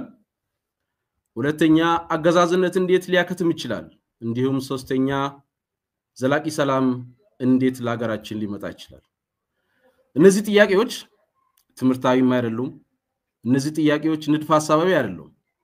እነዚህ ጥያቄዎች የፖለቲካ መፈክርም አይደሉም። እነዚህ ጥያቄዎች በሚሊዮን ስለሚቆጠሩ ኢትዮጵያውያን የህልውና ጥያቄ ናቸው። እነዚህ ጥያቄዎች ልጆችን የቀበሩ እናቶች፣ ሰላም የሚናፍቁ ወጣቶች፣ በርስ በርስ ጦርነት፣ በግጭት፣ በመፈናቀል፣ በፍርሃት የተበተኑ እናቶች ጩኸት ነው። በስራ እጦት በየከተማው ጉልበታቸው የሚበዘበዙ አገዛዙ ለጦርነት ማገዶ የሚያደርጉ ልጆች እናቶችም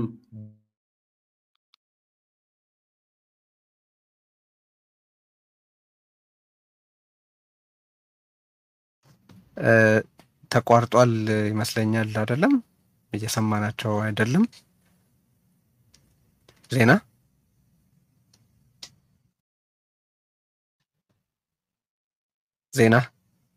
አንሚዩት አድርጊና ተናገሪ።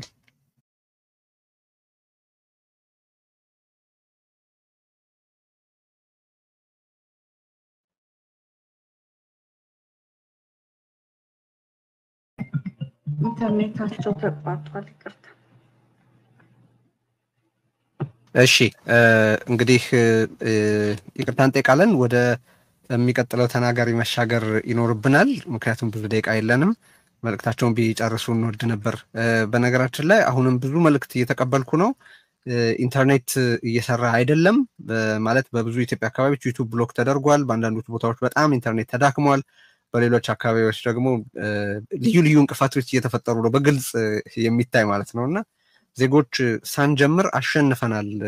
የመጀመሪያው ቢያንስ አገዛዝን መገዳደር ችለናል በመሰባሰባችን። ይሄ በጋራ መሰባሰባችን ምን ያህል ኃይል እንደሆነ የሚያሳይ አንድ ተጨባጭ ምሳሌ ሆኖ ሊቀርብ የሚችል ነው ብዬ አስባለሁኝ።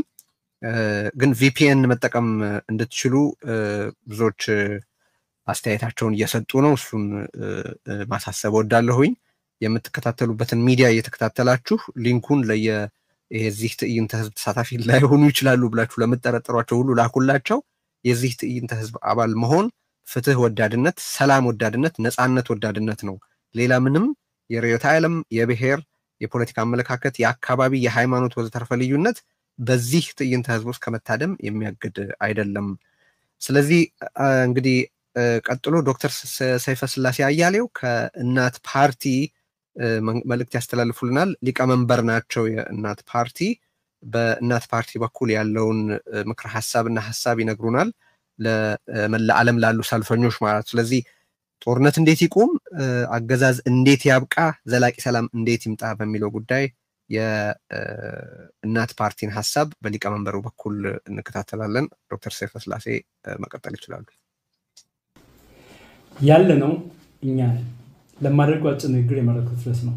የተከበራችሁ በአገራችን ኢትዮጵያ ውስጥና በተለያዩ ዓለማችን ጥግ ሆናችሁ የመርሃ ግብር የታደማችሁ ኢትዮጵያ ወገኖቼ የአክብሮት ሰላምታዬ በያላችሁበት ይድረሳችሁ። በጥንታዊ ስልጣኔ የምትታወቅና ከ3000 ዓመታት በላይ ስርዓተ መንግስት ዘርግታ የምትተዳደረው ሀገራችን ኢትዮጵያ በጥንታዊ ስልጣኔና መንግስትነት ከሚታወቁ ጥቂት ዓለማችን ሀገራት ተርታ ብትሆንም ዛሬ ላይ የምትታወቀው በዚህ አኩሪ ጎኗ ሳይሆን በተከታታይ 10 ዓመታት ባጎናጸፍናት አሉታዊ ገጽታዋ ነው። ወቅትን እየጠበቀ በሀገራችን የሚከተለው ድርቅ ዝናብ ጠብቆ የግብርና ስራውን በሚያካሄደው ወገናችን ላይ በሚያሳርፈው አለንጋ ሀገራችን ላይ በተደጋጋሚ ጊዜያት የተከሰቱ የረሃብ አደጋዎች ሀገራችን ኢትዮጵያ የረሃብ ተምሳሌት ተደርጋ በዓለም እንድትታይ ምክንያት ሆኖ እንደነበር የቅርብ ጊዜ ትውስታችን ነው። የውጭ ወራሪዎች በተደጋጋሚ ጊዜያት ሊያደርሱብን የሞከሩትን ጥቃት ተከትሎ ሀገራችን በታሪኳ በተለያዩ ጊዜያት ጦርነት ውስጥ ገብታ ወራሪዎችን እንዳያመጣጣቸው ስትመልስ ኖራለች። በሀገር ውስጥ ለኤርትራ መገንጠል በቀዳማዊ ኃይለ ሥላሴ ዘመን የተጀመረው የእርስ በርስ ጦርነት ከደርግ ወደ ስልጣን መምጣት በኋላ በህወሓት፣ ኦብነግ ወዘተ ተቀጥሎ ዛሬ ድረስ የዘለቁት የእርስ በርስ ጦርነቶች ባለሙያዎች ጥናት አድርገው ግኝታቸውን የሚገልጹ ሆኖ በእኛ እይታ ከዓለማችን ለተከታታይ 10 ዓመታት በእርስ በርስ ጦርነት ውስጥ በመሆን ረጅም ጦርነት እያካሄድን ያለን አገር ሊያደርግ እንደሚችል ጥርጥር የለኝም። የ1966 አብዮትና የተከተልነው ግራ ዘመን ፖለቲካ ዜጎችን ጨቋኝና ተጨቋኝ፣ በዝባዥና ተበዝባዥ፣ አዳሪና ተራማጅ፣ ነጭና ቀይ ወዘተ እያለ መከፋፈልና በሀገራችን የእኛና የእነሱን ስርዓት በመፍጠር እንቁ የሀገራችን ጭንቅላቶችን እነሱዎችን ለአሰቃቂ ግድያና ለማያበራ እልቂት ዳርጓል።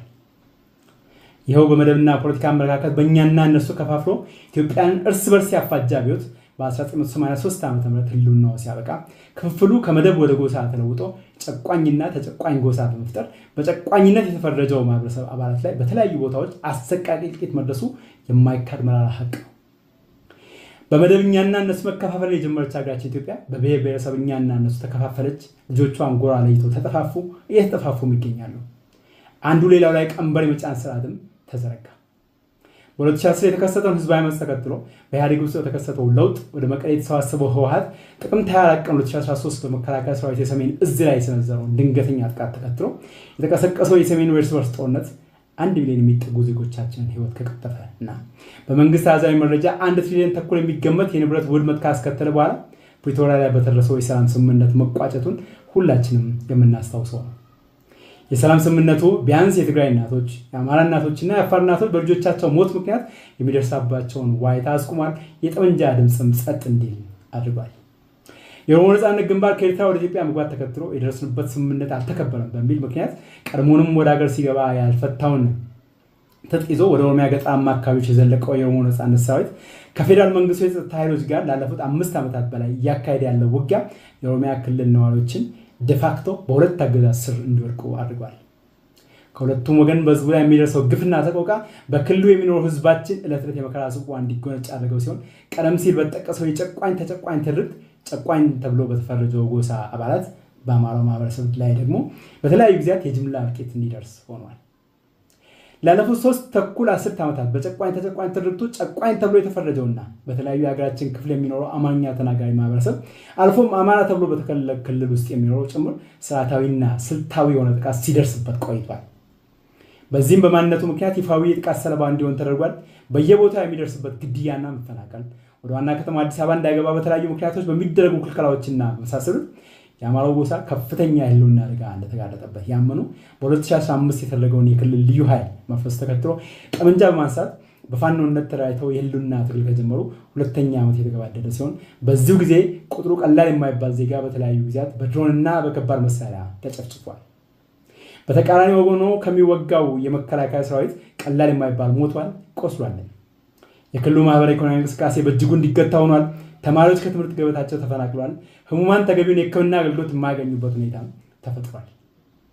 የዘረዘርኳቸውና ህዝባችን የሚያውቀው እነዚህ ችግሮች አገራችን ያለችበት ካለው መከራ ዋና ዋናዎቹ ሲሆኑ የግጭቶች ብዛትና አይነት እንዲሁም እየደረሰ ያለው መከራ ከዚህ በእጅጉ የላቀ መሆኑን እያንዳንዱ ኢትዮጵያዊ የሰወረ አይደለም።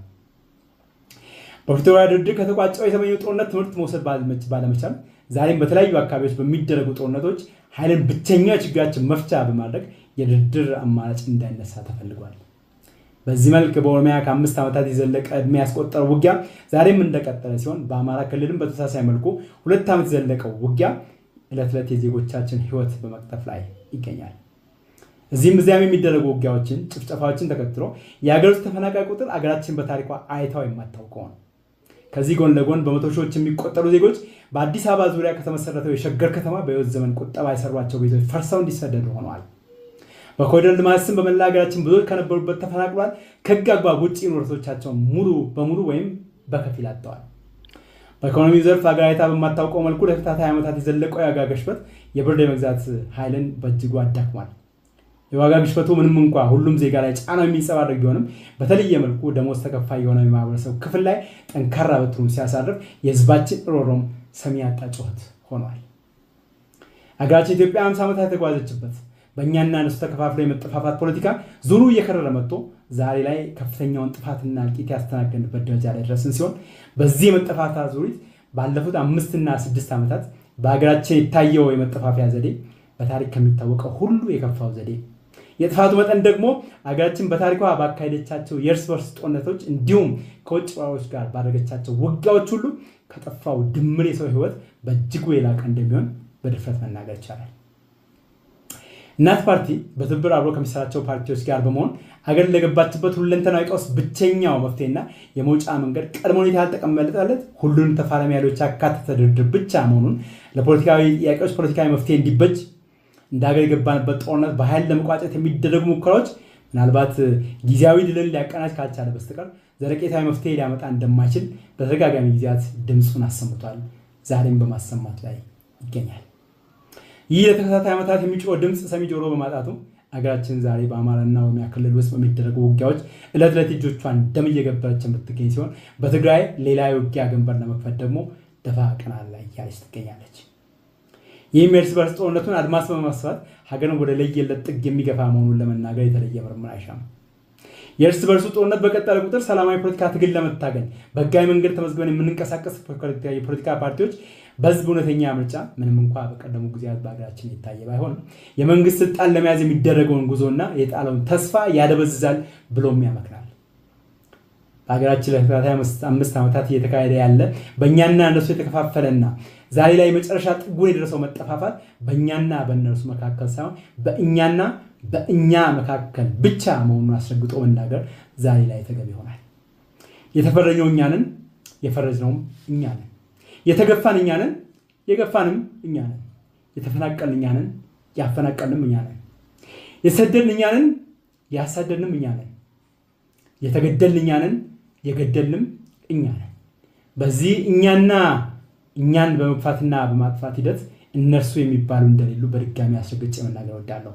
ያለነው እኛ ነን። እንደ ሀገር ትናንት ከነበርንበት ዛሬ በእጅግ ወርደን ግለሰባዊ ቡድናዊና መንግስታዊ አለመኔነት ተላብሰን የምንተላለቅና የምንጨራረስ የዓለም መሳቂያ መሳለቂያ የሆን ህዝብ ሆነን እንገኛለን። በዚህ የጥፋት ጎዳና አንድ ወንጀለኛ ሌላው ንጹህ ሆኖ ጣት የምንቀሳሰብበት ሁኔታ ከቶም አይኖርም። አጥፊም ጠፊም እኛ እንደሆን ሁሉ ለጥፋቱም ተጠያቂዎች እንዳገር ሁላችንም መሆናችንን መግለጽ ተገቢ ይሆናል። በዚህ ሂደት አንዳንዶች በጥፋቱ በቀጥታ እጃችን ያለበት ሲሆን ሌሎቻችን ጥፋቱና ውድመቱን እያየን በአንዱ የሀገራችን ጥግ የሚገኘው ዜጋችን ላይ የሚደርሰው መከራና ግፍ በእኛ ላይ የደረሰ መከራና ግፍ አድርገን ባለመመልከታችንና በዝምታችን የጥፋቱ ተባባሪዎች ሆነን እንገኛለን። ለዚህ የህግ ጠያቂነት ባይኖርብን እንኳን የህሊና ፍርድ እያንዳንዳችን ጠብቀናል። የተጓዝንበትን የጥፋት ጎዳና ሳይዘገይ ዛሬ ላይ ቆም ብለን ልንመረምር ይገባል። ይህን ለማድረግ ቸልተኝነትን ባበዛን መጠን የችግሩ አፈታት ይበልጥ እየተወሳሰበ የጠያቂነቱን ደረጃ እጅግ እየገዘፈ እንደሚሄድና ከተጠያቂነት ለመሸሽ የድርጊቱ ቀጥተኛ ተሳታፊ በሆኑት ወደ በለጠ ጥፋትና ወደ ከፋ እርምጃ መካሄዱ አይቀሬ ነው። ይህ የእርስ በርስ መጠፋፋት ጉዞ መቀልበሻ ብቸኛው መንገድ ለፖለቲካ ችግሮቻችን ለስጡን ህዝብ ፖለቲካዊ መፍትሄ መሻትና ያለምንም ቅድመ ሁኔታ በሚደረግ ድርድር መሆኑን በተደጋጋሚ ጊዜያት ስናነሳ የነበረውን ዛሬም ጮክ ብዬ ለመድገም እወዳለሁ።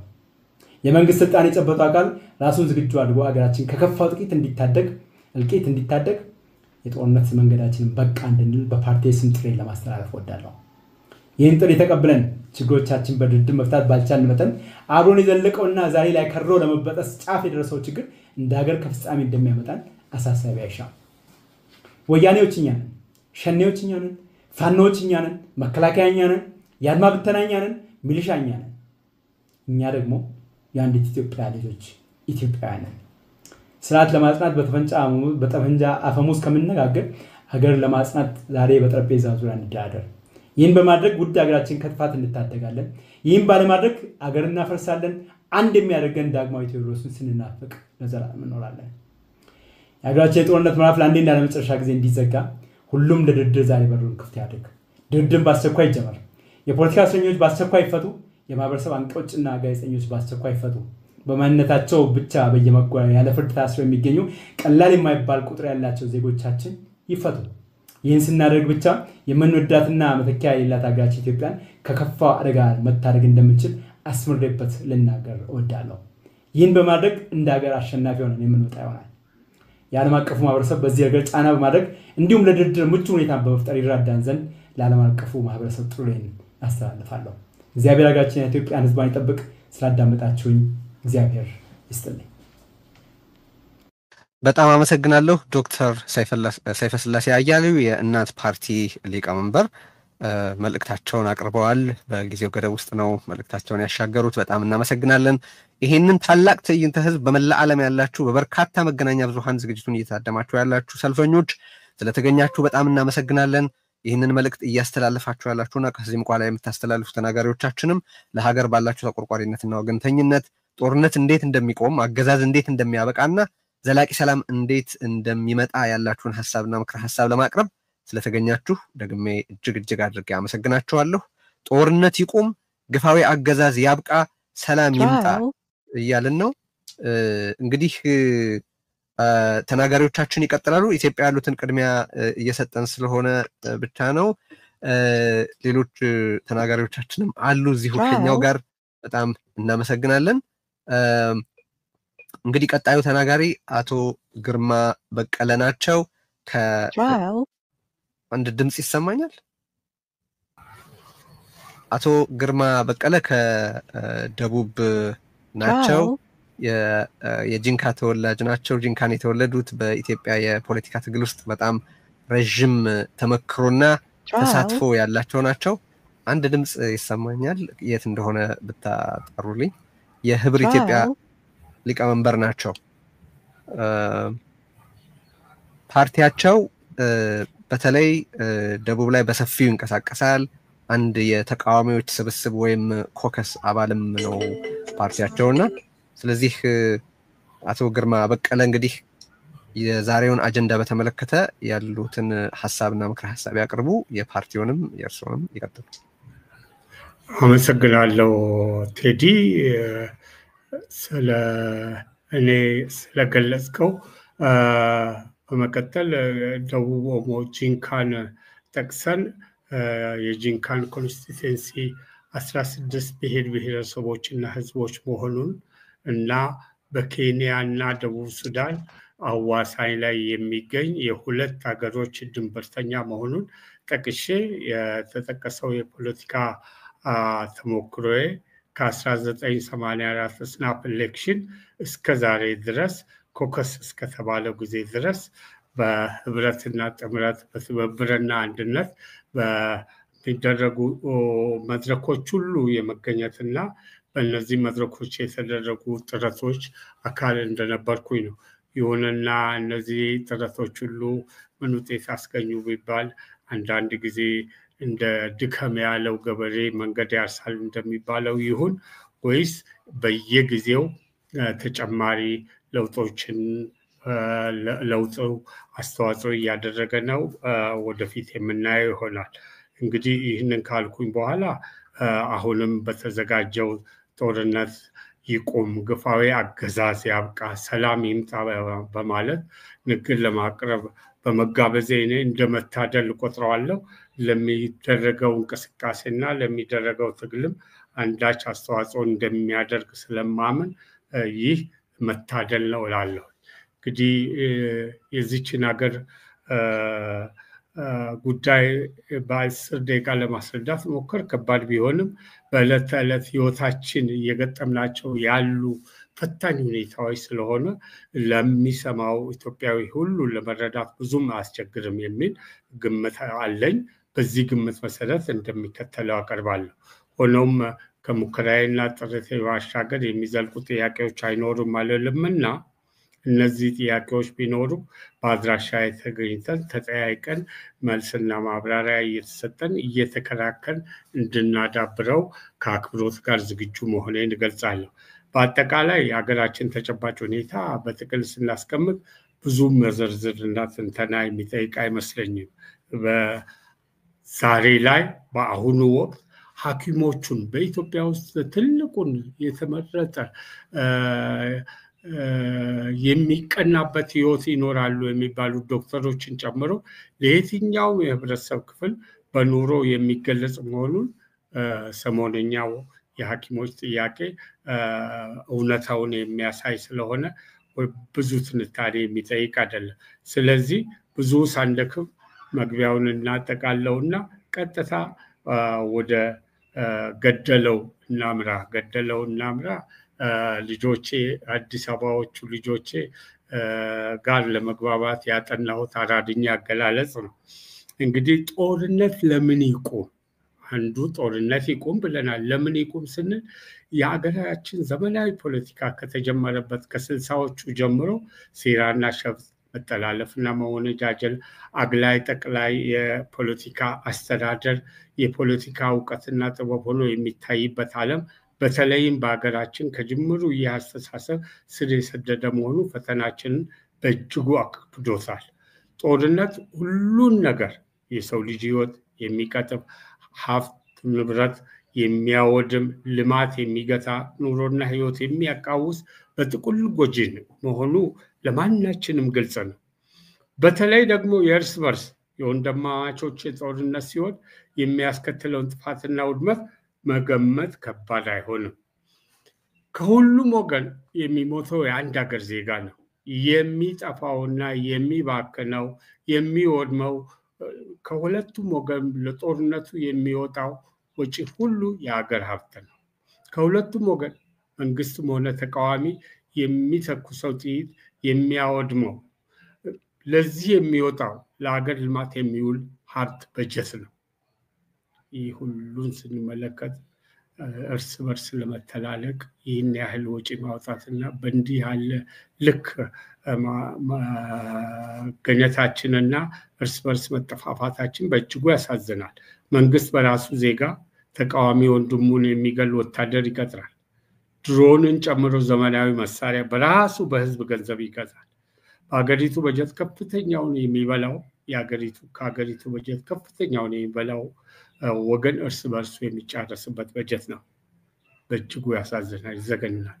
ታዲያ ይህንን አቁመን ይህንን ሁሉ ሀብትና ይህንን ሁሉ ያለ ስራ በጦር ሜዳ የሚባክን የወጣት ጉልበት ለልማት ብናውሉ የቱን ያህል ልንጠቀም ነው? እንግዲህ ዝርዝሩን በኑራችን ላይ ያስከተለውን ጫና እናንተው አድማጮቻችንና የዚህ ትዕይንት ተሳታፊዎች ግለጹት። ስለዚህ ጦርነት ወንድምና ወንድም እንዳይገዳደል፣ ሀብትና በጀት ለጥፋት ሁሉ፣ የኑሮ ውድነት እንዳይኖር፣ የወጣት ትኩስ ኃይል አውዳሚ ተግባር በመዋሉ ምርት እንዳይስተጓጎል፣ ገበያው በድርቀት እንዳይሰቃይ፣ በአራቱም አቅጣጫ የምናየው አሰቃቂ የእርስ በርስ እልቂት ያስከተለው ግጭቶችና ጦርነት በአስቸኳይ እንዲቆሙ ማንም ጤናማ አእምሮ ያለው ዜጋ ሊጮህ ይህ ጦርነት ይቁም ሲል ሊታገል የሚገባው ነው እንላለን። ሁለተኛው ግፋዊ አገዛዝ አለ ወይስ የሌለውን ነው ያብቃ የምንለውን ስንመለከት በሀገራችን የነፃ ተቋማት ግንባታ የቱ ጋር ነው? ከዚህ በፊት ይህ ስርዓት በሚመጣበት ጊዜ ከ7 ዓመት በፊት የነፃ ተቋማት ግንባታን ለማረጋገጥ ተብሎ ከየቦታው በመንግስት ላይ አኮረፉ የሚባሉ በመንግስት ውስጥም ይሰሩ የነበሩ እነ ብርቱካን ሚደቅሳን፣ የፍትህ ሚኒስትሯን፣ የሰብአዊ መብት ኮሚሽነሩ ዶክተር ዳንኤል በቀለ የት ደረሱ? ለምን? የዜጎች ሰብአዊና ዲሞክራሲያዊ መብት መከበርና መልካም አስተዳደር ዙሪያ ከዓለም አቀፍና ሀገር በቀል መንግስታዊ ያልሆኑ ድርጅቶችና መገናኛ ብዙሃን መንግስታዊን የኢትዮጵያ ሰብአዊ መብቶች ኮሚሽንና እንባ ጠባቂ ጨምሮ እያደመጥን ያለነው የእውነት የሚያሰኛን ነው ወይ? የምንሰማቸው ሪፖርቶች ምን ይላሉ? የፍርድ ቤቶች ውሳኔ አሰጣጥ ላይ የሚሰማው ሮሮ የቀበሌ አስተዳደር ካድሬ አመራሮች የሚፈጽሙት ግፍና በደል ተጠያቂነት እጦትና ፖለቲካውን አትንኩት እንጂ ተብሎ የሚፈጸመው ሙስናና ሌብነት ወዘተ ለክሽፈታችን ከበቂ በላይ ማሳያ ናቸው። እነዚህ ባሉበት እንዴት ሀገራችን ልትቀጥል ትችላለች የሚለውን ጥያቄ መመለስ በጣም ከባድ ስለሆነ ይህ አይነቱ አስተዳደር የከፋ አገዛዝ ስርዓት ይቁም እንላለን። ሰላም ይስፈን ስንል ለምን? ሁሉም ነገር የሚቻለውና የሚሆነው በሰላም ውስጥ መሆኑ ተዘንግቷል። የፖለቲካ ትግሉ፣ ፉክክሩ፣ ምርጫው፣ ውይይትና ድርድሩ የሚኖረው ሀገርና ሰላም ሲኖር። ስለዚህ አካታችና አሳታፊ ሀገራዊ ውይይት ሐቀኛ በሆነ መንገድ ሲደረግ ለዚህም ዝግጁ ስንሆን ይህም የማይታለፍ መሆኑን የጋራ ስምምነት ስንጨብጥ በተለመደው ሴራና ሸፍጥ በማጭበርበርና አፎጨልነት ደረቅ ፕሮፓጋንዳ በጉልበትና ኃይል አገር ማስቀጠልም ሆነ አንድነት ማጥራት ሰላም መስፈን አይቻልም። ስለዚህ ከላይ ከጠቆምነው የዘመናዊ ፖለቲካ ጅማሯችን እስካለንበት በቀውስ ውስጥ በከፋ ጣር የምንሰቃየው ተቀራርቦ በሀቅ ከመነጋገር ቋጠሮ ከማይፈታ ዘላቂ ሀገራዊ አጀንዳ አዘጋጅተን ለፖለቲካ ማለትም ለስልጣን መያዝና ሀገር ማስተዳደር ፉክክር ወይም ትግል ልምድ ባለመኖሩ መከፋፈል፣ የእርስ በርስ የጎንዮሽ ፍትጊያ አንዲት ሀገር ውስጥ አንድ ሀገር ወክለን ስንት ፓርቲዎች፣ አንድ ብሔር ጠርተን ስንት ፓርቲዎች ተቋቁመናል። በሀገር ቤት ገዢው ፓርቲ በስልጣንና ጥቅማጥቅም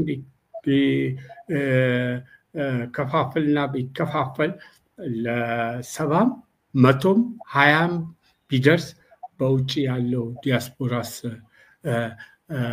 በዚህ ያህል ቁጥር መገኘቱ ምን ቢሆን ነው ብለን እንድንጠይቅ ያስገድዳል።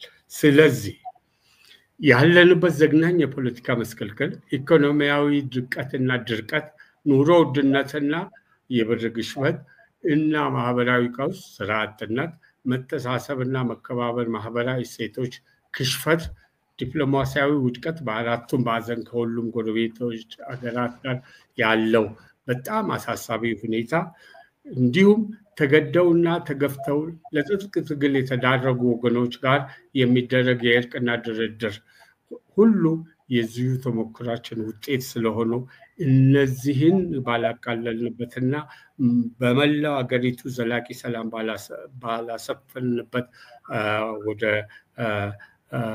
እድገትና ልማት፣ ወደ ዘላቂ ሰላም፣ ወደ አገር አንድነትና መተሳሰብ ልንዘልቅ ስለማንችል አሁንም የሰላም ጉዳይ ለዚች ሀገር ወሳኝ ነው።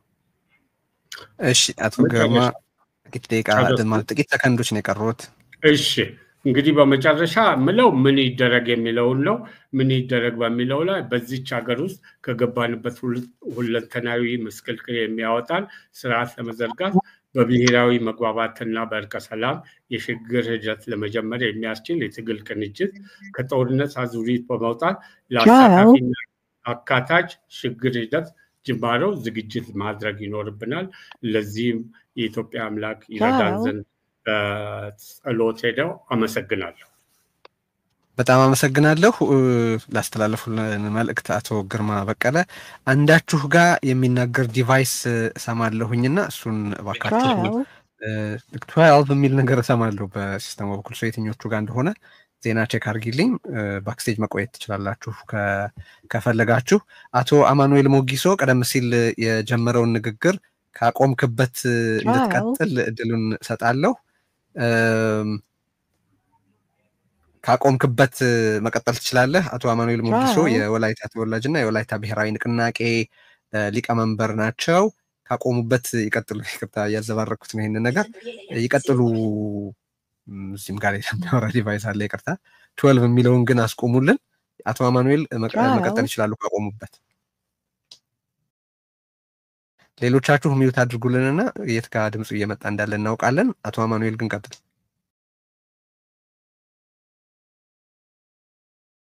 trial አቶ አማኑኤል አንሚዩት ያድርጉ trial አሁን ይሰማችኋል? አሁን ይሰማናል ሊቀጥሉ እሺ አመሰግናለሁ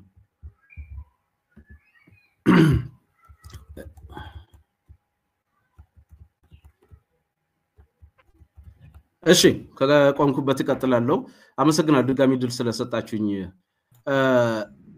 እነዚህ ጥያቄዎች በሚሊዮን ስለሚቆጠሩ ኢትዮጵያውያን የህልውና ጥያቄ ናቸው ልጆቻቸውን የቀበሩ እናቶች ሰላም የማያውቁ ወጣቶች በርስ ጦርነት በግጭት በመፈናቀል ፍርሃት የደበተኑ እናቶችም ጩኸት ናቸው መጀመሪያ የጠራዋቸው ሶስቱ ጥያቄዎች ግን የይቻላል ምልክትም ይዤ ነው የመጣሁት ጦርነት ሊያበቃ ይችላል አገዛዝነትም ሊያከትም ይችላል እውነተኛና ዘላቂ ሰላምም ይነሳል በትግራይ ተነግሮ የማያልቅ ግፍ ተፈጽሟል ጥቂቶችን ለመጥቀስ ያህል የጅምላ ረሃብ ልዩነትለሽ የቦምብ ጥቃትና በሚሊዮኖች የሚቆጠሩ ሰዎች ሞተዋል ሴቶች ተደፍረዋል ለጦርነት መሳሪያነት ጥቅም ላይም ውለዋል በአማራም በኦሮሚያም መንደሮች ጠፍተዋል ህፃናት ሰለባ ሆነዋል ሰው አልባ አውሮፕላኖች የዕለት ተዕለት ሽብር መንስኤ ሆነዋል ወላይታ ህገ መንግስታዊ ጥያቄ የወጡ ወጣቶች በጨካኙ ቡድን ተገለዋል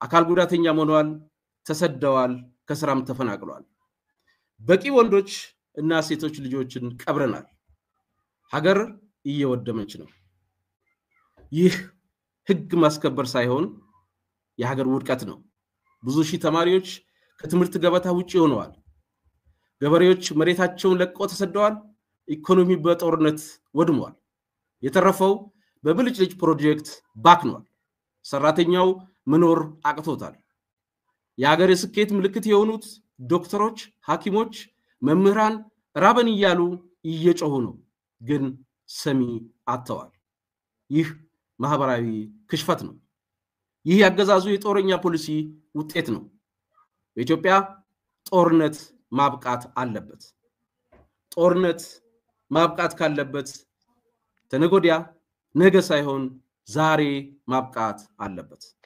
ራሳችንን ያጠፋን ማደግ አንችልም በአንድ ወቅት ዶክተር ማርቲን ሉተር ኪንግ እንዲህ ብለዋል ጦርነቶች ሰላማዊ ነገን ለመቅረጽ አቅም የላቸውም ጦርነቶች አሸናፊዎች የሉትም ይህን የጦርነት አዙሪት ማብቃት አለብን ቦታና ስም መለወጥ ሳይሆን ጦርነትን ለአንዴና ለመጨረሻ ጊዜ ማቆም አለብን በቢሊዮን የሚቆጠሩ ገንዘብ ለጦር መሳሪያ ያወጣን ልጆቻችንን መመገብ አንችልም በኃይል ሰላም ሊኖር አይችልም በውይይት በድርድር ሐቀኛና እውነተኛ አገራዊ ምክክር እንጂ ገዢው ፓርቲ የሚቆጣጠረው ሳይሆን ያገዛዙን እድሜ ለማራዘም የሚደረግ የይስሙላ አገራዊ ምክክር ሳይሆን ሁሉንም ድምጽ ወደ ጠረጴዛ የሚያወጣ እውነተኛ ሐቀኛ ነፃ አካታች አገራዊ ምክክር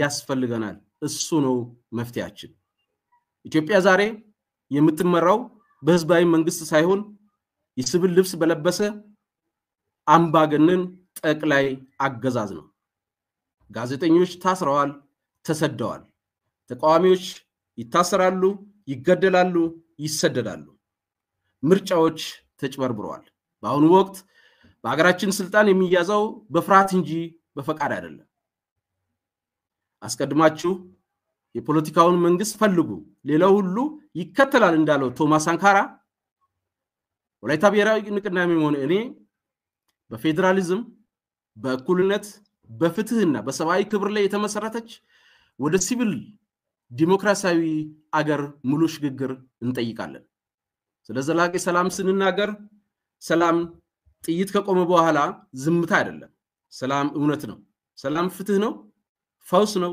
ሰብአዊ ክብር ነው አንዴ ካተላሉት ተማሪ ይትግላችን ብቻችን አይደለንም ባለም አቀፍ የነጻነት ታጋዮችን ፈለግ ነው ኔልሰን ማንዴላ 27 ዓመት አግለዋል ነገር ግን ትግሉ እስከዛ ድረስ ሁሉ ጊዜ የማይቻል ይመስላል በኢትዮጵያ ሰላማዊ ትግል ለውጥ የማይቻል ነው ብሎ ለሚያስቡት እላለሁ የደቡብ አፍሪካ የአሜሪካ የህንድ የኬንያ እንዲሁም በቅርቡ የኢትዮጵያ ውስጥ የተካሄዱትንም ሰላማዊ ትግሎችን እንደ ምሳሌ መውሰድ እንችላለን ስለዚህ ሁሉም በግልጽ እንበል አሁን በኋላ አምባገነንነት የለም ከእንግዲህ ጦርነት የለም አዎ ወደ ሰላም አዎ ወደ ዲሞክራሲ ለተቋሚ ፖለቲካ ወገኖች ህዝብ እየተሰቃየ እርስ በርስ ጠላትነት አያስፈልግም ዲሞክራሲ ውስጥ መወዳደር እንችላለን ስለሆነም አገዛዝን ለመቃወም መተባበር አለብን ውስን ልዩነቶቻችን ወደ ጎን በመተው አገዛዝን በመቃወም የተባበረ ግንባር እንፍጠር ነፃ ምርጫ ህዝቡ የኢትዮጵያን መጻኢ ዕድል ይወስን